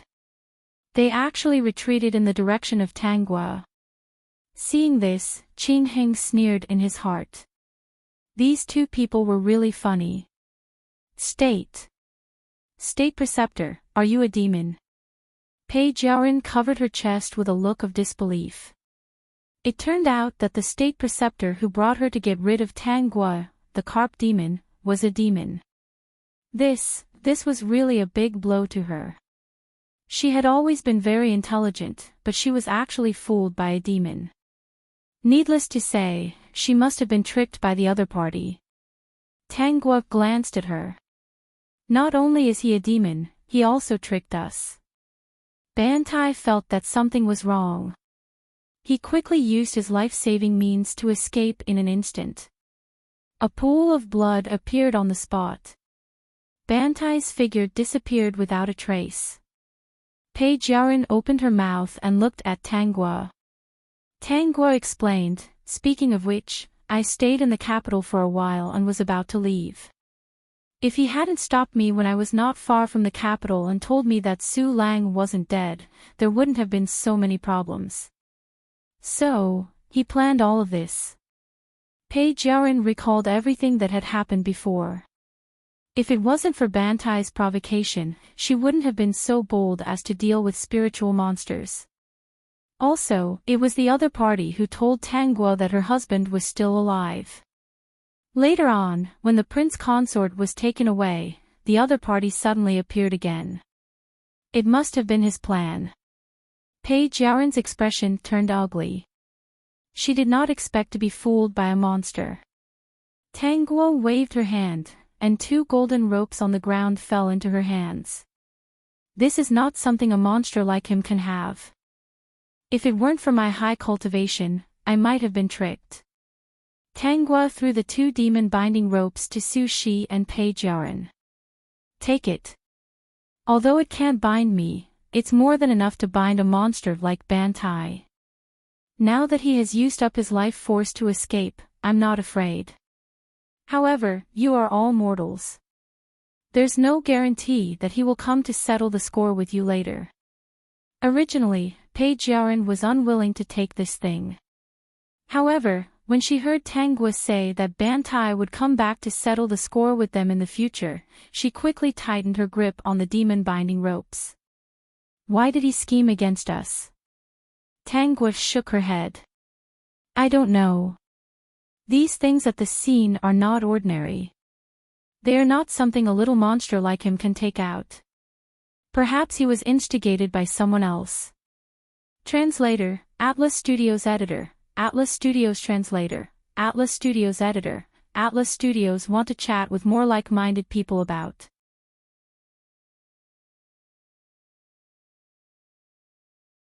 Chapter 2439. Judging from what happened before, the person behind this shouldn't be able to do anything to you. They must be afraid of something. Tanghua looked at the 2 nervous people calmly and laughed like crazy in her heart. She set up such a trap and even gave the 9 luminary star officials' treasure to his daughter. It was such an important piece of evidence. It would be impossible for him to defend himself in the future. She wondered if the 9 luminary star official would be so happy to receive this gift in the future. System, it's impossible for him to fly. It would be good enough if he didn't fall head first. The other party should be targeting you. What do you think? Page Yaran pursed her lips. She had to admit that from what she knew, the other party was indeed targeting her and the prince consort. It was as if the other party wanted to sow discord between her and the prince consort. If the other party wanted to target Tanghua, they could have gone straight to Tanghua. There was no need for them to go through so much trouble. They even wanted Tanghua to be an obstacle between her and the prince consort. Alright, you can go. Tanghua kept the fire ring on the ground and threw it to Su Shi. You can take this too. You're immortal and so is my husband. With 1 or 2 treasures, you won't lose your life easily when you encounter danger in the future. Page Yaran's expression was complicated. She kept the fire ring. She heard Bantai chanting the incantation for these treasures and instantly memorized it. When Tanghua kept the fire ring, she didn't avoid her when she chanted the incantation. She also memorized it. Webcomputer, www.com. She was feeling uncomfortable now, but she couldn't vent her anger in front of Tanghua. If it wasn't for the other party, she might have fallen out with the prince consort because of the other party's plot. She didn't know who it was that used such a vicious method to plot against them. Oh right, don't forget to build a temple for me. This time, it was Page Yaran who answered. She turned around and said, it's my fault this time. I've been schemed against. I'll help you build your 3,000 temples. She hesitated for a moment. You said that your mortal bond with the prince consort is over. Then you won't come back to this world in the future, right? I won't. 3 years later will be my opportunity. Once I make the leap, I will leave this place and go to the place where the immortals live. Hearing that, Page Yaran heaved a sigh of relief. That would be great. She had a feeling that Su Shi still had feelings for Tanghua. Now that Tanghua had spared her life and had even seen through the truth that the state preceptor was a monster, the prince consort would definitely treat Tanghua differently. Just thinking about it made her want to die, but she couldn't say anything bad about him. After the 2 of them walked away, Tanghua leaned lazily on the blue stone and felt Qing Heng's puzzled gaze. She stretched out her slender hand and patted his face. Big black fish, what are you thinking about? Why does Guoguo want 3,000 temples? I don't have any special intentions. It's my first time being a koi. I think it's quite fun, so I want to try it out. It's not bad to absorb some power of faith while you're at it. System, sorry, he guessed wrong. It turned out that the host was just having fun and tormenting Page Yarin. Guogua, why did you let them go and even give them treasures? Also, that Bantai, did you already know that he was a monster? Because Bantai was carrying treasures before, he didn't notice anything wrong. Yes, I know that Bantai is a monster. As for why I let them go, it's because I suspect that the enemy who schemed against me is in cahoots with the enemy who schemed against them. I want to chat with more like-minded people about transmigration, female supporting character, calm down. Talking about life, looking for confidence peak.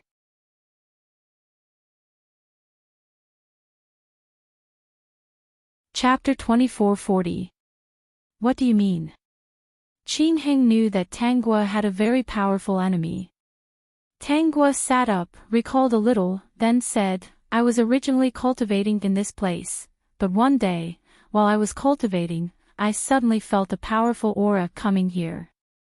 At that time, I didn't dare to move and could only pretend that I didn't notice. After that, I was moved to another place, which was that old temple. Then, I met Su Shi. In just a few sentences, Qin Heng had already imagined a lot of things. He frowned. The other party moved you to another place. Could it be that it was to destroy the relationship between Su Shi and Pei Jiaran? That's my guess. I wasn't sure before, but I was sure later. Otherwise, how could a black bear spirit have so many treasures and stop me from leaving the capital and tell me that Su Shi is not dead? Su Shi and Pei Jiaran's background is not small. They might even be immortals from the Heaven Realm. The Heaven Realm is not peaceful. It's hard to say if other immortals are plotting against them. Qin Heng believed it, so that's the case. Then Guoguo let them go because she didn't want the other party to succeed, right? Not only did I not want the other party to succeed, but if Su Shi and Pei Jiaran are really immortals, I told them this in advance. In the future, they will definitely know who is plotting against them. When they return to the Heaven Realm, they will definitely find trouble with the other party. Why should I make them my enemy? That's true. Qin Heng believed it again. Guogua is really smart. Let them settle their own grudges.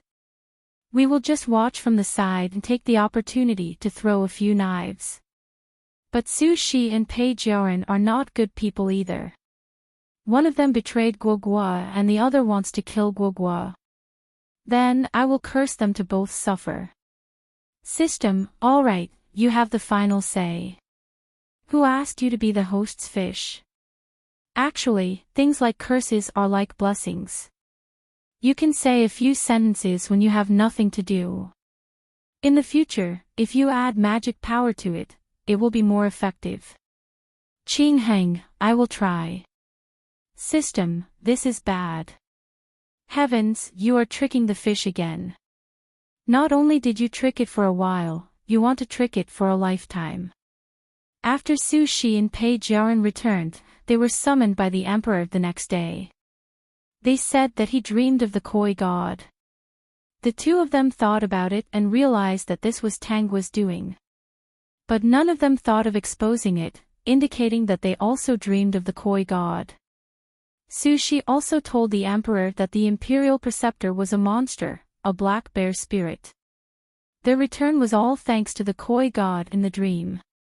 Although Pei Jiaran was reluctant, she had already said it, so she could only agree. When Su Shi suggested building a temple, the emperor agreed and even let him and Pei Jiaran be in charge of it. Thus, Tanggua's 3,000 temples were slowly built under such circumstances. Perhaps it was out of guilt, but Su Shi was very serious about the construction of the 3,000 temples. He was very meticulous in every aspect. Pei Jiaran was jealous when she saw how serious Su Shi was. Actually, there were two reasons why Su Shi was so serious. Firstly, he did feel a little guilty. He felt that he had let Tanggua down. Secondly, he was afraid that Tang Guo would be dissatisfied and cause trouble for Page Yaran in the future. Thirdly, he knew about Tang Guo's ability. Her words were very effective. When the Koi temple opened, the people would come to worship it. Maybe they would really benefit from it. He was responsible for building the temple, so many people would be grateful.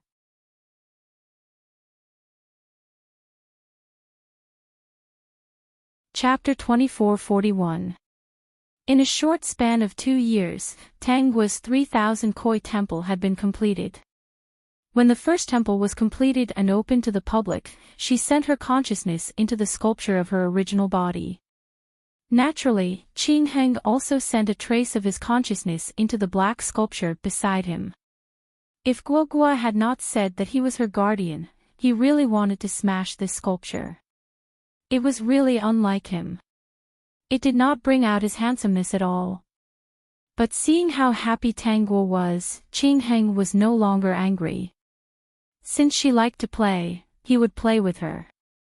After waiting for half a day, Tang Guo welcomed the first person who made a wish. The person who made the wish was a poor scholar. His wish was to pass the imperial examinations. But because he was too poor now, his family was already short of money. Not to mention studying, even living was difficult. Seeing how sincere he was, Tang Guo said, "Scholar." "Who?" The scholar looked left and right but did not see anyone. "It's me. Aren't you worshipping me now?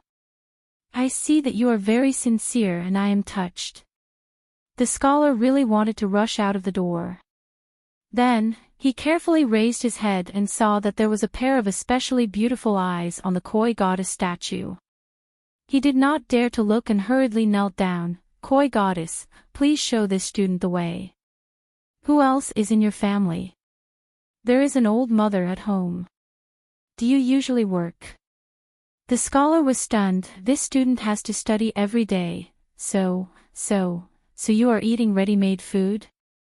All the burdens of the family are on your old mother. You still say that you are very poor and have no money to buy books, ink, paper, and inkstone. Doesn't your conscience hurt? No, was this Koi goddess really a god? The scholar was a little dumbfounded. This was different from what he had imagined. You are about to starve to death, yet you still want to study and not do any work. You are already 18 this year, right? A grown man still needs an old mother to support him. Aren't you ashamed? This student has to study every day and has no time. Excuses. They were all excuses. If you wanted to study, you could study anywhere. Did you dare to pat your chest and guarantee that you would spend 12 hours a day studying? Didn't you go out to play with your classmates? Didn't you even meet a few prostitutes and couldn't help but recite a poem or two? Tang Guo's words were too straightforward. She pointed out the scholar's living conditions, which made him blush.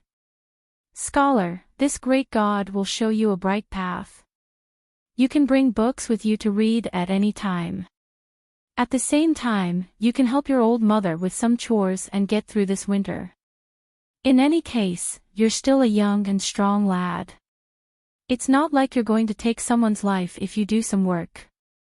No matter what is delicious, you have to give half of it to your old mother. There shouldn't be many people in the village who are literate. You can teach the children how to write and read, and collect some food as payment. Not only will you gain the gratitude of the villagers, but it will also improve your reputation and solve the problem of food and clothing." The scholar was stunned for a moment. Then, he was thrown out by a force. "Go. I have high hopes for you. You will succeed." When the scholar returned home, he was still a little dazed. When his old mother came back with firewood, he saw her trembling as she walked in the cold wind. He suddenly remembered Tang Guo's words and quickly went to take the firewood. His old mother was shocked for a moment. "Son, go in quickly. You will have a bright future."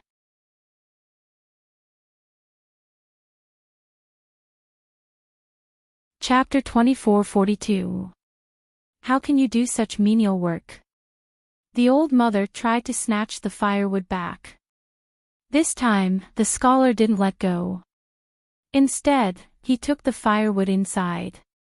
Suddenly, he saw his mother wiping her tears with a gratified expression. "Mother, let's go to the mountains tomorrow to find some food.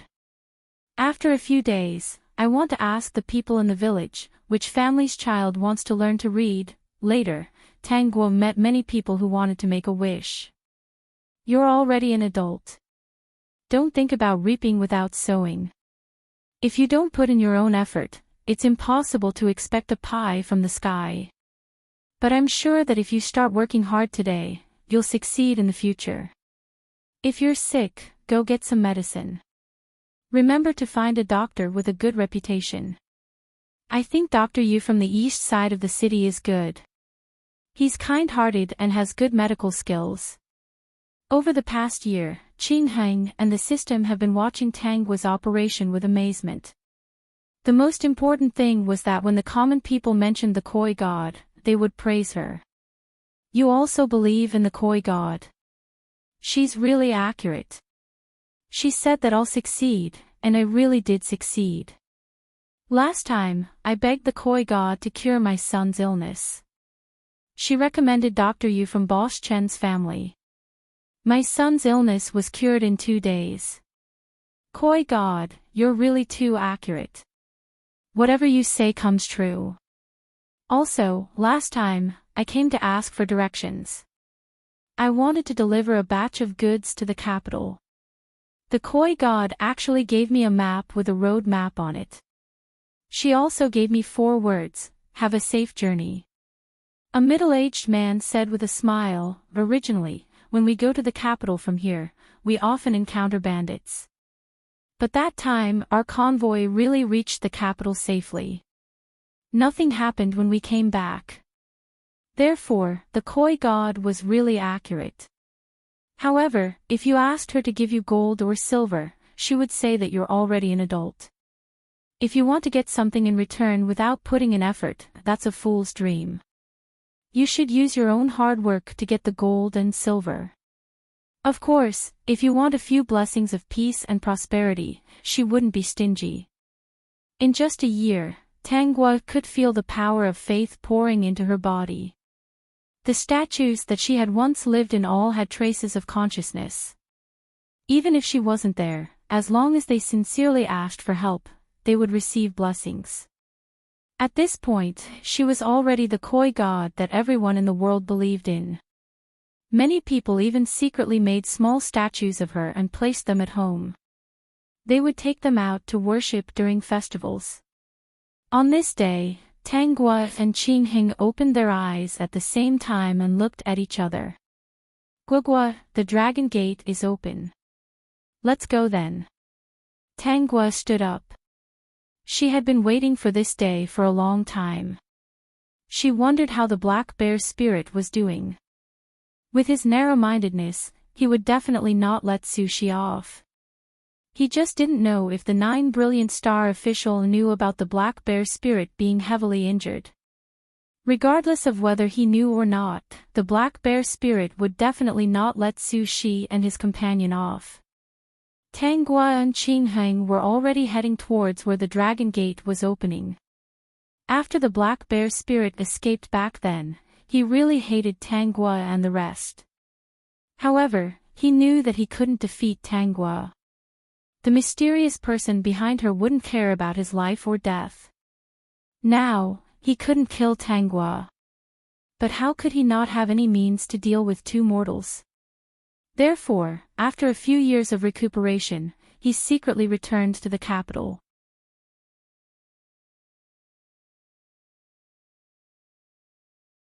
Chapter 2443. The black bear spirit knew that Su Shi and Pei Jiaoren were not ordinary people. If he barged in and killed them, there would be a lot of trouble in the future. Perhaps the mysterious person who had asked him to provoke them would not let him go. Although he had only interacted with the mysterious person a few times, he had already felt that the mysterious person did not care about Sushi's life, but he would not kill Sushi with his own hands. Moreover, the mysterious person had vaguely warned him not to hurt Pajarin. If he acted rashly and killed them, it would definitely cause a lot of trouble. Even when he was secretly scheming, he had to be careful. After thinking for a few days, the black bear spirit Bantel came up with what he thought was a brilliant idea. There was no grudge between him and Pajarin. If he really killed her, according to the mysterious man's methods, he would not be able to escape. Therefore, he chose to kill Sushi. He did not directly kill him. He knew that Sushi often went out and liked nothing more than to sightsee and admire flowers and write poems with his poetry friends. They would go to places with unique scenery all year round, spring, summer, autumn, and winter. Although Pajarin went there occasionally, she went less since she had a pair of children. Why didn't he take advantage of this time to poison Sushi? The poison in his hand could not be cured by people in the mortal world. If Sushi was poisoned, he would definitely die. Bantai did not have to wait long for this day. Sushi and his friends agreed to climb to the top of the mountain and wait for the next day's sunrise. Bantai, who knew about this, ordered 2 of his subordinates to pretend to be a family on the mountainside. When Sushi asked for water to drink, he gave him some poison. This poison would not act up for the first 7 days. When it did, there was no cure. Sure enough, as Bantai expected, Sushi was fine for the next 7 days. After 7 days, the poison acted up. That morning, Sushi did not get up early to exercise as usual. Pajarin thought that he was tired, so she let him rest for a while. However, when it was almost noon, Sushi still hadn't woken up. Pajarin pulled open the curtains and saw that Sushi's lips were black and his eyes were purple. His originally tanned skin was also a little green. In this way, how could she not know that Sushi had been poisoned? She immediately called for an imperial physician to treat him. In the end, she was told that there was no way to reverse the situation and could only use some life-prolonging medicine to keep Sushi alive. However, the life-prolonging medicine wouldn't be able to prolong Sushi's life for long. This poison should be a slow-acting poison. At most, they could prolong Sushi's life for 20 days. If Sushi couldn't think of any other way after 20 days, there were only 4 options left. Pajarin cried as she tried to think of a solution. The emperor had no choice but to summon all the godly doctors in the world to treat Sushi. However, no one could cure Sushi's poison. Just when Pajarin was at her wit's end, she suddenly thought of Tangua. "Princess, what's wrong?" The palace maid saw that Pajarin didn't speak and was in a daze. She almost missed her footing and hurriedly supported her. Pajarin's heart pounded. She wiped the tears from the corner of her eyes and grabbed the palace maid's hand. "Accompany me to the nearest koi temple." The palace maid suddenly understood. Many people said that the koi god was very effective. Although this god was a little different from the other gods, everyone believed it. It could be seen that he was very capable. Now that the princess wanted to worship the koi god, maybe he could save the prince consort.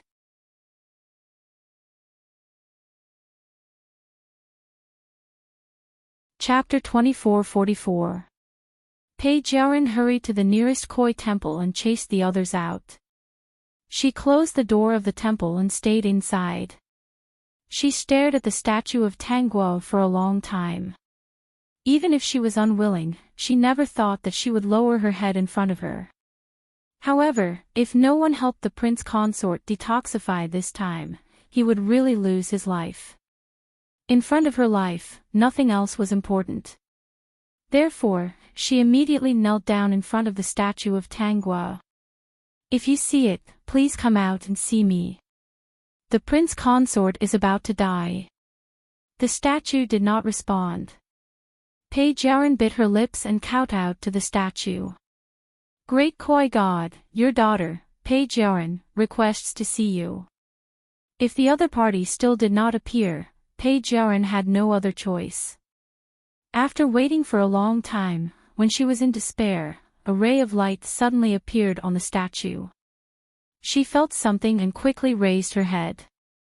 She saw a figure floating down from the statue. It was indeed Tanghua. She was dressed in red and looked very beautiful. "You've finally come out to see me. The prince consort was poisoned. I've investigated everything before and after. In the end, I determined that he was poisoned when he went up the mountain with someone a few days ago.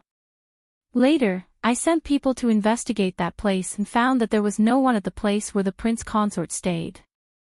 I suspect that the prince consort was harmed by a demon." Page Yarin went one step further with her guess. "I even suspect that the person who harmed the prince consort was Ban Tai, the black bear spirit. If Su Shi had offended a demon, it would be Tanghua. However, Tanghua could have killed the prince consort several times, but she did not do it. She should still have the prince consort in her heart and would not use such a method to harm the prince consort. It was also because of this that she decided to look for Tanghua. The second was the black bear spirit Ban Tai. Do you have a way to save the prince consort?" Page Yarin cleared her mind and looked at Tanghua with desire. "As long as you can save the prince consort, I'll give you anything you want." "I can't help you." The shadow finally spoke. When Page Yarin was about to ask why, she interrupted her. "I'm just a consciousness of the main body, so I can't help you." "What do you mean?" Page Yarin widened her eyes. "A consciousness. I'm just a consciousness of the main body in the temple. Ever since I existed, the main body has never come to the temple. If you came earlier, I might have been able to help you contact the main body. Now that the main body's opportunity has arrived, she has blocked all contact with her consciousness. I can't find her. As for me, I am only a wisp of consciousness. From what you said, Sushik should have been poisoned by demonic poison. This kind of poison is very troublesome even for the main body to remove. As for me, a tiny wisp of consciousness is simply unable to cure it." Page Yarin didn't believe it, but this shadow was indeed a bit different from Tanghua. She didn't give up and went to other temples. She found that there was a consciousness of the same kind in all the temples she went to. It looked like Tanghua, but it wasn't Tanghua. After careful observation, there was still a big difference. Their answers were the same. They didn't have enough power to save Su Shi and couldn't contact the main body of Tanghua. If it weren't for the fact that they couldn't deal with Tanghua, Page Yarin would have ordered people to tear down the temple. Since they couldn't save Su Shi, what was the point of keeping the temple? Page Yarin was angry, but she still suppressed it in the end. At the same time, she sent people everywhere to find out about Tanghua's whereabouts.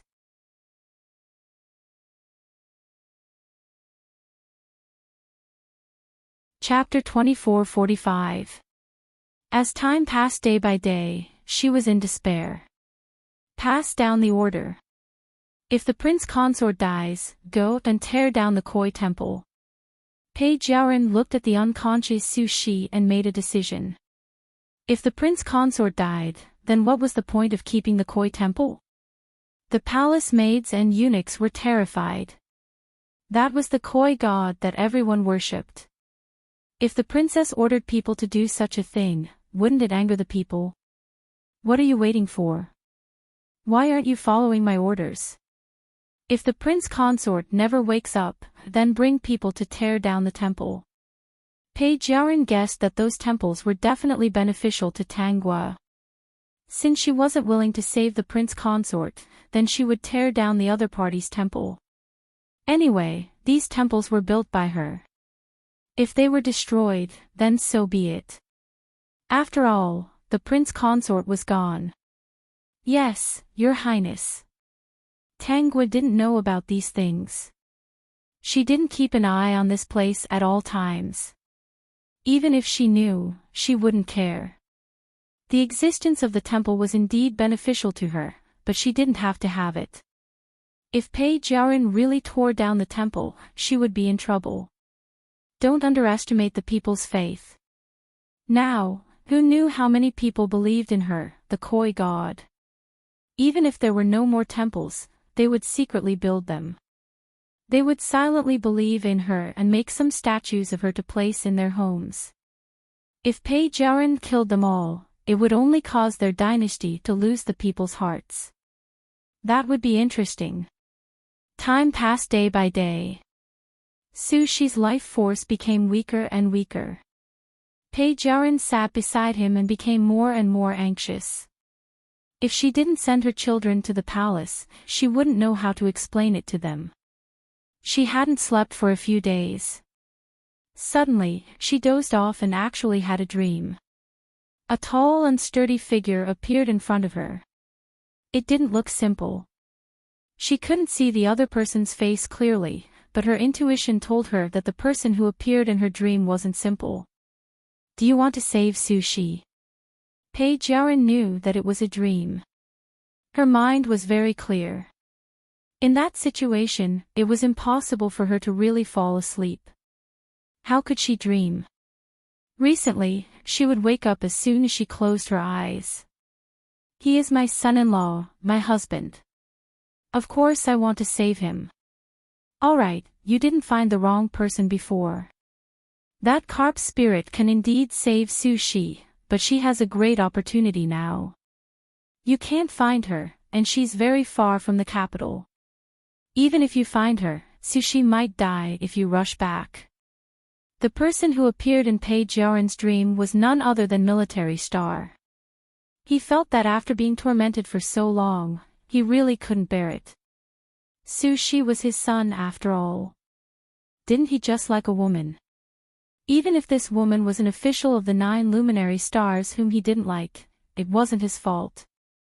Because of this matter, his son had been tormented enough.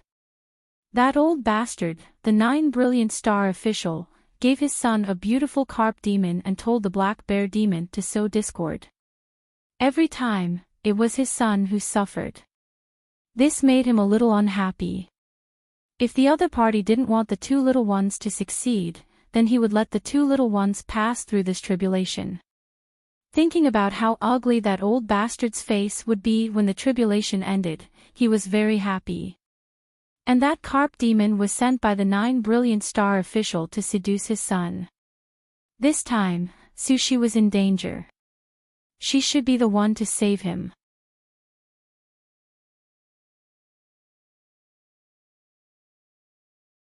Chapter 2446. The main reason was that he couldn't do it himself. If he tried to save Su Shi, he wouldn't be able to explain himself to the Celestial Emperor. The carp spirit was brought here by the 9 luminary star official. He was just borrowing her. What's the point of saying all this now? Pei Jiaoren's eyes dimmed. Even if this mysterious person was powerful, what was the point? From what she heard, he didn't intend to save her husband. I have a treasure here that allows you to travel across 5 states in the blink of an eye. I'll give you this treasure and the carp spirit's location. You can go and find her. The carp spirit is capable. When she finds out about Su Shi, she'll come back with you. When Pei Jiaoren woke up, she quickly lifted her skirt and found that there were 2 pairs of wings on her embroidered shoes. She immediately believed in the dream. She explained everything in the princess residence and asked someone to watch over Su Shi. Then, she followed the person in the dream to find Tanghua. Sure enough, after activating the incantation, a protective barrier appeared around her body, and her figure immediately floated out like a flying arrow. Pei Jiaoren was relieved. She thought that she could save Su Shi if she found Tanghua. At this moment, Tanghua and Qing Heng were at the Dragon Gate. In mid-air, a golden door opened. On the door, there was a golden dragon engraved on it. Below the Dragon Gate was a river. Water flowed down from the Dragon Gate like a waterfall. Beside Tanghua and Qing Heng, there were countless fish and prawns in the water. Regardless of whether they were fish or prawns, they all wanted to try. After all, this was a once-in-a-century opportunity. No one wanted to miss it. The carp leaping over the dragon gate was an opportunity for water spirits to achieve Daoist body. It didn't mean that one would become a dragon after leaping over. The fish here represented water spirits. The dragon meant that one could leave the body of a spirit and didn't need to be tested by the heavenly tribulation. One could directly achieve Daoist body. In other words, as long as one could make the leap, it was equivalent to becoming an immortal. If one couldn't make the leap, one could only go back and cultivate. Only by going through the heavenly tribulation could one become an immortal. Otherwise, one would have to wait another 100 years. There were many water spirits here. They had made the leap several times but failed. The dragon's gate only opened once every 100 years. Those who could leap over could be counted on one's fingers. In fact, there might not even be a single person who could leap over from the moment the dragon's gate opened until it closed. The dragon gate was not controlled by the heaven realm, but an opportunity given by the heavenly Tao. As long as one jumped through this door, regardless of status or identity, they would be higher in the heaven realm. Although the water rushing down from the dragon gate was like a waterfall, one could jump over it with some strength. In fact, when you transformed into your true form and jumped into the river, you could really feel the pressure from the dragon gate. If one wanted to go against the current and leap out of the dragon's gate, one would have to surpass oneself in order to have a chance of succeeding. When Tanghua and Qingheng arrived, the dragon gate had just opened. The dragon's gate would only open for 3 days. As long as he crossed it within these 3 days, he would have succeeded. Neither of them was in a hurry to jump. Instead, they looked at the little monsters that had jumped into the river. Before they could jump, they were knocked unconscious by the river water. Tanguo also saw a tortoise. It had already transformed into its original form and was rolling around in the river after being hit by the water. It also wanted to leap over the dragon gate. A tortoise that had cultivated into a spirit monster was not as slow as humans thought. Not only was it not slow, it was also very fast.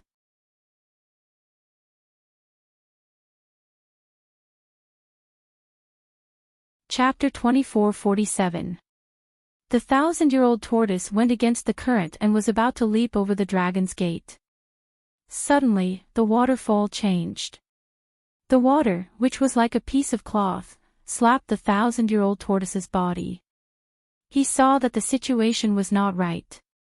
Perhaps he felt the strong power from the dragon's gate, so he quickly retracted his head into his shell. At the same time, his entire body was slapped into the river. Because the power was too strong, some of the fish and prawns in the river that wanted to leap over the dragon's gate were slapped ashore. If these fish and prawns were not demons, they would have died long ago. Even though they were spiritual monsters, they still looked very miserable at this moment. Many fish and prawns rolled their eyes after being slapped ashore. Some even fainted. Fortunately, the dragon's gate was not a place that humans often came to. Otherwise, with so many fish and prawns on the shore, the tasty humans would definitely take baskets of fish and prawns back to eat. The 1,000-year-old tortoise suffered the least damage because his cultivation was deep and his shell was hard. At this moment, he had climbed ashore and transformed into his human form. He looked at the dragon's gate in distress. Obviously, he was thinking about why he had failed previously. If you want to leap over, you either have to be able to withstand the power from the dragon's gate directly or be fast enough to dodge the attack. Qingheng's voice reached Tangua's ears. But it's not easy to do either of these. After the other fish and prawns recovered, they shook their heads. Dodge. Where can we dodge? The water in the dragon's gate seems to have eyes. It slaps wherever we go. There's no way to dodge. If we don't dodge, we don't have the shell of the old tortoise. I think we can't even withstand 3 hits and will be seriously injured. Got it. I'll prepare to leap over the dragon's gate immediately. The system hesitated. If the host was hit by the water of the dragon's gate, should it cover its eyes and then cut out this part of the video so that the host would not feel embarrassed when thinking about it in the future? Do you think I'll do something that I'm not sure of? After hearing Tangua's words, the system was not worried anymore. Big black fish, let's go down. To leap over the dragon's gate, one had to transform into their original form and jump into the river below the dragon's gate. From the end of the river, one had to swim upwards until they reached the dragon's gate where there was a waterfall. Just this part of the river alone would block the path of many water spirits and monsters who wanted to leap through the dragon gate.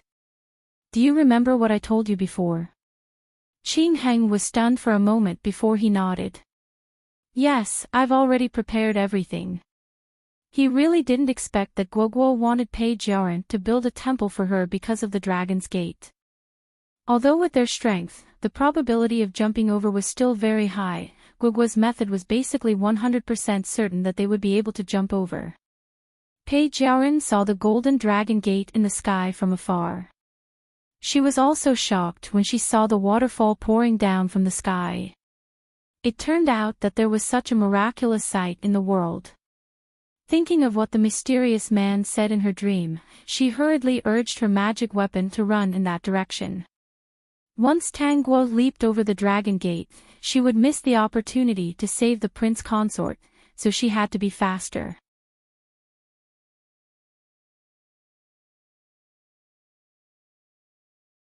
Chapter 24:48. She heard that it was not easy to jump over the dragon gate. Whether it failed or succeeded, it would definitely take a lot of time. What Pei Jiaoren wanted to do now was to hurry over and stop Tanguo so that she could go back and save the prince consort first. If the prince consort really died, nothing could be salvaged.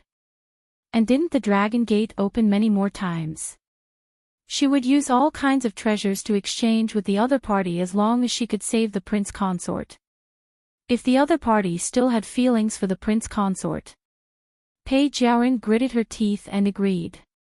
As long as the prince consort could live, it was better than anything else. At this moment, Tanguo and Qing Heng had already jumped into the river. The moment the river submerged their bodies, both of them felt the pressure from the river. Tanguo, Qing Heng, and the other water spirits in the river should have been free and unimpeded in the water. But now, they all felt that every time they swam, it was very difficult, as if they were swimming in a quagmire. This resistance, for Tanguo and Qing Heng, was a piece of cake. Their bodies were very eye-catching among the fish and prawns. Tanguo's body was golden red, and she looked very beautiful when she swam in the water. Qing Heng, on the other hand, was pitch black. However, his scales were extremely glossy, and he was born perfectly. Therefore, he attracted a lot of attention. Tanguo and Qing Heng swam quickly to the Dragon Gate waterfall. The surrounding fish and prawns were stunned. Many of the fish and prawns here had participated in the Dragon Gate several times. It was the first time they had seen someone swim so fast. Previously, when the man and woman stood on the shore, they felt that they were not simple. Now that they saw it, they were really not simple. Tanguo did not jump up directly. She was waiting. When Pei Jiaoren came here and called her, she would jump up again. As for why the other party called her, she could not hear it because the sound of the water was too loud and she did not hear it. That's right, she was that bad. Qing Heng felt that Tanguo was very happy and thought that she was happy because she might be able to jump over the Dragon Gate today. He was originally a little careless, but he became especially serious. He had said in the past that wherever she went, he would be there. He definitely couldn't fall behind. Tanguo's original body was very conspicuous. Pei Jiaoren rushed over and immediately saw the golden red carp swimming under the waterfall. She shouted, "Tanguo!"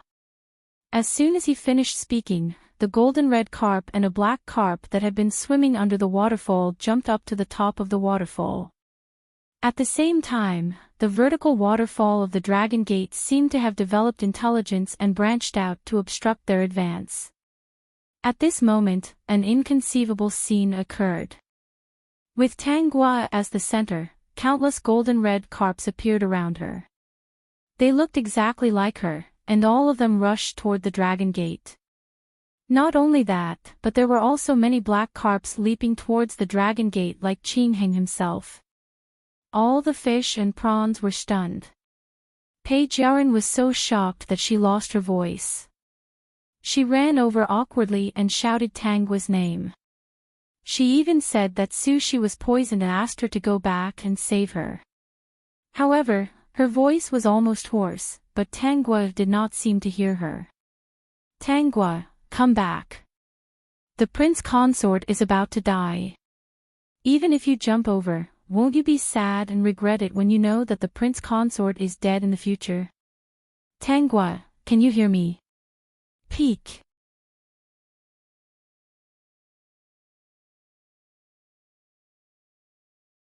Chapter 2449. Please save the prince consort. He's already deeply poisoned. Only you can save him. As long as you can save the prince consort, I'm willing to divorce him and fulfill your wish. However, Tanggua really didn't seem to hear it. Her and Qingheng's real bodies kept going up along with the shadows that were similar to their real bodies. Her eyes widened as she hurriedly rushed into the river. Unexpectedly, she was pushed back by a mysterious force and fell to the ground. Stop shouting. The one who spoke was the old tortoise that didn't jump over earlier. It's useless even if you shout. They're focused on jumping over the Dragon Gate now. The sound of the water over there must be very loud. They can't hear you. Pei Jiaran hurriedly turned her head to see who was speaking. She saw a short old man with a tortoise shell on his back. She bit her lip. Can you help me call her? Just pass on what I want to say to her. She'll definitely come down if she hears it. Pei Jiaran was certain that Tanggua still had Sushi in her heart and wouldn't let him die. That was why she spoke so confidently. She thought that Tanggua was the same as her. They both loved Sushi deeply and would do anything for Sushi. Previously, Tanggua had never hurt Sushi and even let her go for Sushi. If it wasn't because she still had feelings for him, why would she do that? This was her only chance to save the prince consort. No matter what, she had to try. If I call her now, I'll be interrupting her opportunity. She'll hate me. I think she's very powerful and can't be offended. You said that you want her to come back to save someone. In this once-in-a-century opportunity, unless that person saved her life or she owes that person a favor, she won't give up her opportunity. Tell me, is there such a relationship between the person you want to save and her? If it's really important to her and she owes you a favor, I can help you call her. If not, I really can't help you. Old Tortoise had good intentions. Demons who focused on cultivation weren't bad. If they could do a good deed, they wouldn't do a bad deed. If the person Pei Jiaran wanted to save really had such a relationship with Tanggua, reminding Tanggua was equivalent to befriending her. If there wasn't such a relationship, he would be disturbing her and breaking her opportunity if he reminded her. Pei Jiaran saw that Tanggua and Qingheng's positions were getting higher and higher. It wouldn't be long before they made the great leap.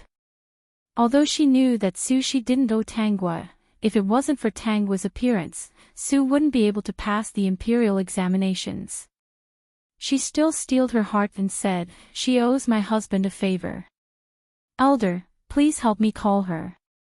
If my husband dies, even if she jumps over, she will feel guilty. She might even have a heart demon. If that's the case, I'll go over and help you call her. Hearing the system's reminder, Tanggua's lips curled into a smile. She activated her power and saw the shadows around her go up faster and faster. Just as Old Tortoise was about to reach the waterfall and was about to call her with his demon power, one of her shadows had already jumped up the dragon gate.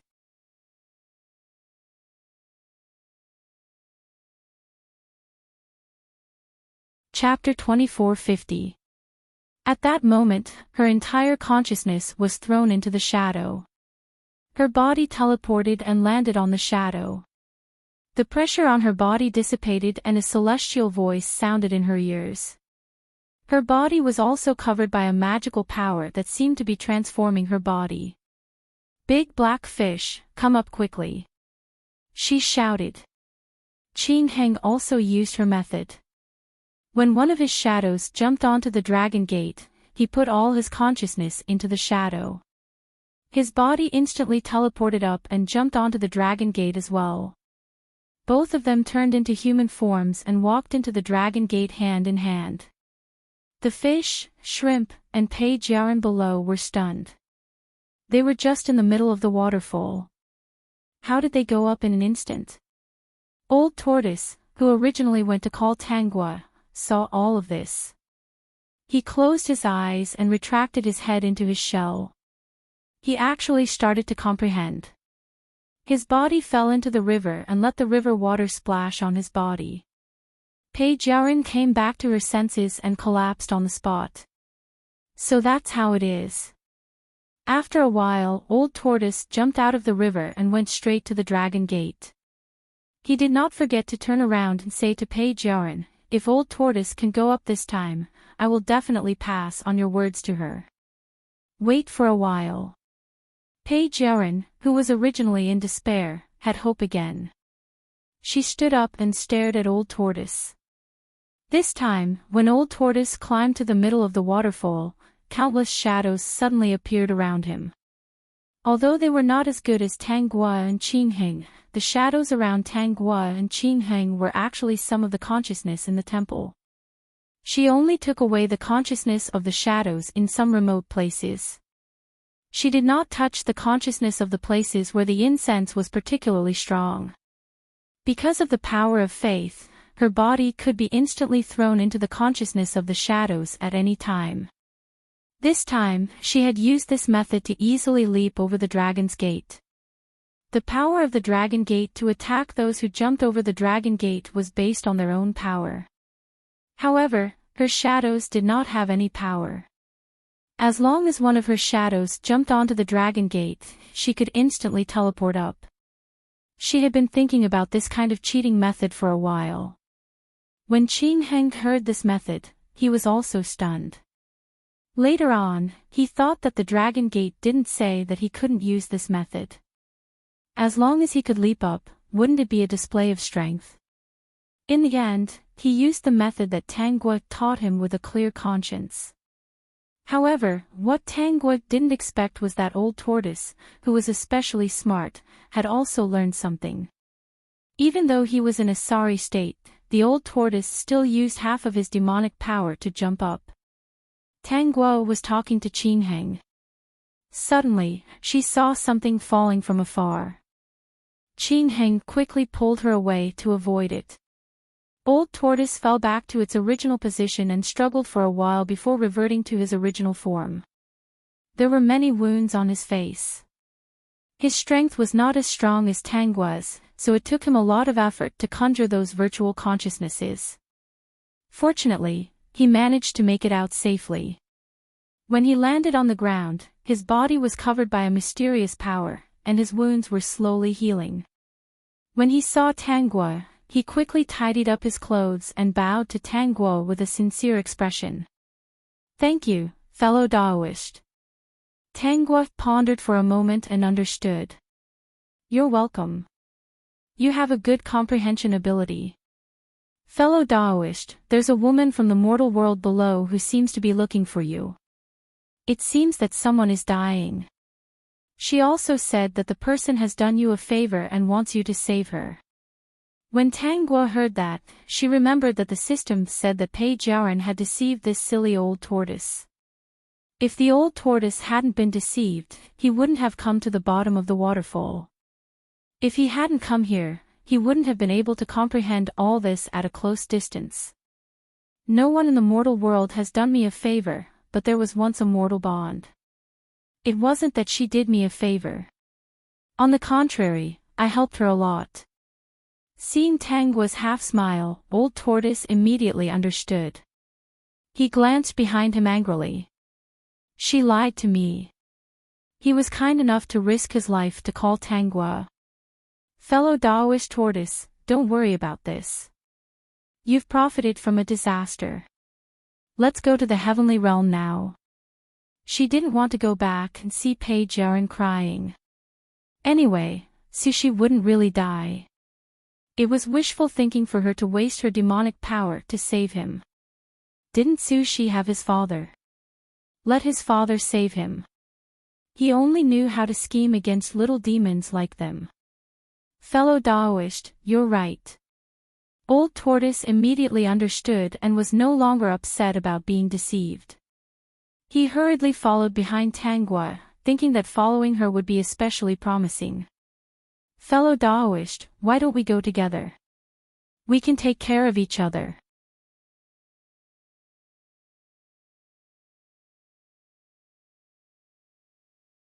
Chapter 24:51. Pei Jiaran waited for a long time under the dragon gate. The sun was about to set, but the old tortoise still hadn't returned. She paced anxiously by the river, but there was nothing she could do. She looked at the fish and prawns that were constantly swimming against the current in the river. Occasionally, they would be slapped to the shore by the river. When she saw the fish and prawns that were slapped to the shore, she hurried over and asked them why the old tortoise hadn't returned yet. She also asked them if they could help her ask. The fish and prawns all shook their heads. I hope I can help you, but as you can see, there are only 3 people who have jumped over the dragon gate. With our strength, we really can't help you. Yes, after a whole day, only 3 people had successfully jumped over the dragon gate, Tangua, Qingheng, and the old tortoise. The other fish and prawns with higher cultivation had also figured out the trick of jumping over the dragon gate. However, they didn't succeed. First, their cultivation wasn't high enough, and their speed wasn't fast enough.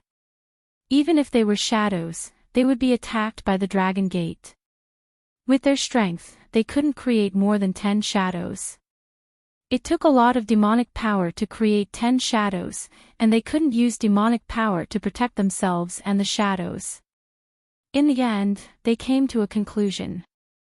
Although Tangua and the other 2 used an opportunistic method, without strength, it wouldn't work. Then why hasn't the old tortoise come back yet? He promised me that he would inform Tangua. Pei Jiaran was a little angry. He had promised, but the sky was getting dark. Did the old tortoise forget about it because he had achieved his goal? He didn't care about other people's affairs. He was too untrustworthy. We don't know. We only know what will happen after jumping over the dragon gate. The fish and prawns that had been seriously injured by the river didn't plan to jump over the dragon gate for the time being. Instead, they decided to rest for a day before continuing. After all, the dragon gate would be open for 3 days. In this situation, they couldn't continue even if they wanted to. Maybe, after jumping over the dragon gate, they will be taken to the heaven realm by the fairy children and be appointed as immortal officials by the celestial emperor. He's about to become an immortal. How could he still remember the matters of a mere mortal like you? We can't possibly delay his ascension to immortality because of your matters, right? When Pei Jiaran heard this, her heart was filled with despair and anger. In the face of human life, was an immortal official that important? Even if she was angry, there was nothing she could do. She tried to break through. Even though she had some skills, she was pushed back by a force as soon as she reached the river. Seeing how persistent she was, some fish and shrimp said to her, "This dragon gate only opens for the spiritual monsters in the water. You're a human, so you can't jump or get close to it. I advise you to go back. Don't wait any longer. I've never seen anyone come down from the sky. They won't come back. Page Yarin refused to leave. The fishes and shrimps also needed to heal themselves and prepare to leap through the dragon gate again. He had already wasted a lot of time talking to her. The sky gradually darkened, but Page Yarin was still standing by the river. She had no intention of leaving. When the sun rose, she looked at the entrance of the dragon gate with hope, but still, no one appeared. The sun set and rose again. During this time, no fish or shrimp had jumped over the dragon gate.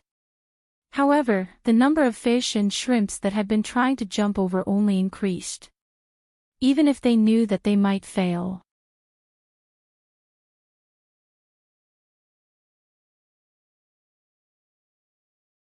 Chapter 2452.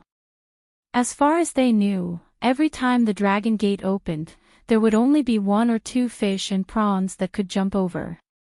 This time, there were as many as 3, which was already a lot. However, they were still unwilling to give up until the very end. Perhaps there would be a miracle among them.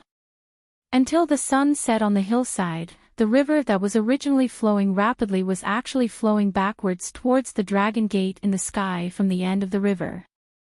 When the fish and prawns saw this, they tried their best to climb up.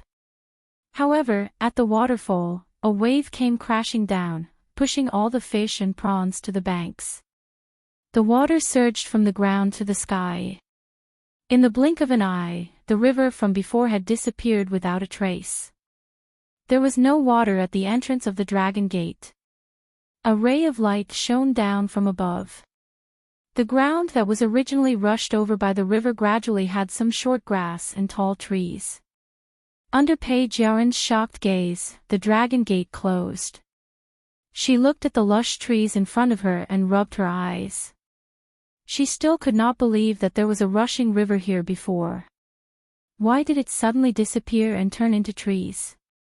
She quickly looked around and saw that the fish and prawns had already transformed into human forms. They shook their heads regretfully and muttered, "We have to wait another 100 years. Let's go back and cultivate. I think the carp demon's method is still useful.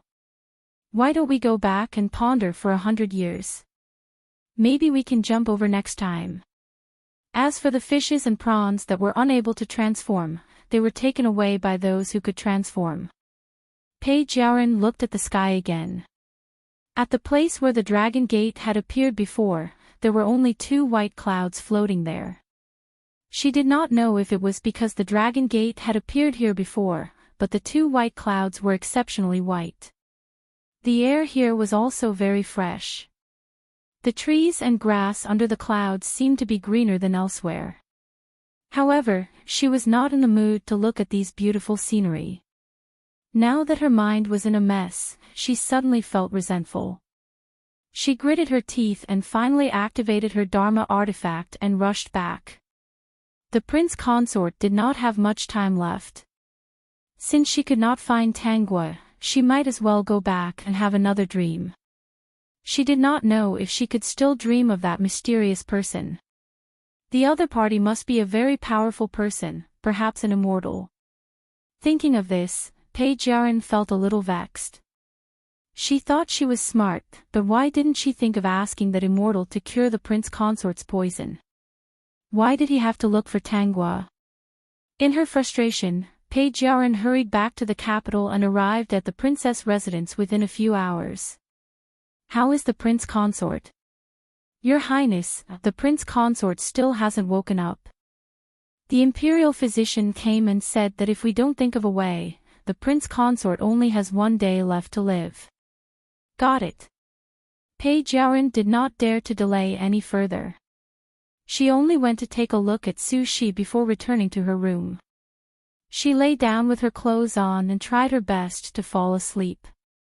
She hoped that she could dream of the immortal who gave her the instrument. This time, she was not disappointed. She dreamed of the tall and burly immortal from before. "Did you save Su Shi?" The Wutsu star could not always keep an eye on the lower realms matters. Moreover, keeping an eye on the lower realms matters all the time would also consume magic power. Moreover, in his opinion, this matter was in the bag. That carp demon was already tempted by his son. Saving his son was just a waste of an opportunity, not a life-threatening situation.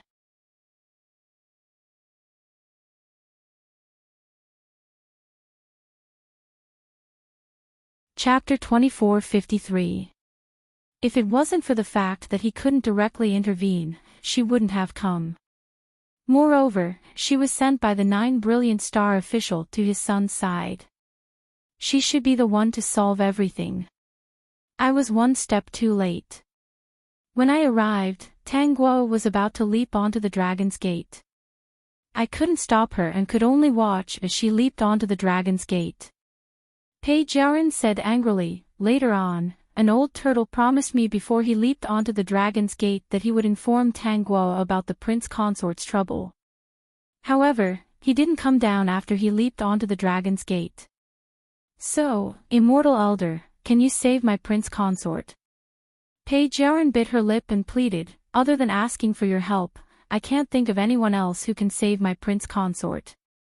When the military star heard this, he was shocked. You're saying that the carp demon has already leaped onto the dragon's gate? Yes, not only did she leap onto the dragon's gate, but the black carp beside her also leaped onto the dragon's gate.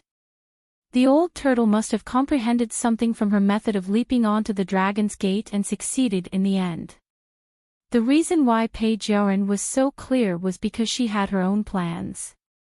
Why did this immortal elder appear in her dreams for no reason? He even gave her a Dharma treasure to help her travel. If he wasn't related to Su Shi, then he was related to her. Naturally, she had to tell him everything clearly. If he was really an immortal elder, then he would definitely meet Tanguo and that old turtle in the future. No matter what, he had to teach them a lesson to take revenge for not saving her prince consort in time. Immortal elder, can you save my prince consort? Pei Jiaran asked anxiously when he didn't speak.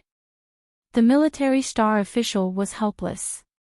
He was able to give Pei Jiaran a Dharma treasure because he secretly cast a shadow into the mortal realm to give her the Dharma treasure. Now that she was able to see him in her dreams, it was only his consciousness that appeared in her dreams and not his shadow. It was too late for him to rush to the mortal realm to save Su Shi. At first, he thought that it was fine for his son to like Pei Jiaran. After all, they had been through so much trouble. When he found out that the 9 brilliant star official was so anxious to create all kinds of obstacles, he thought that there was no need for him to help these 2 children and anger that old thing to death. Now, he couldn't do anything. A day in heaven is a year on earth. Even if I could help you, I wouldn't be able to. Furthermore, he really could not make a move directly. However, if you are able to find the culprit who harmed Su Shi and capture him, you will still be able to save his life. I'm guessing that the black bear spirit is the one who harmed the prince consort.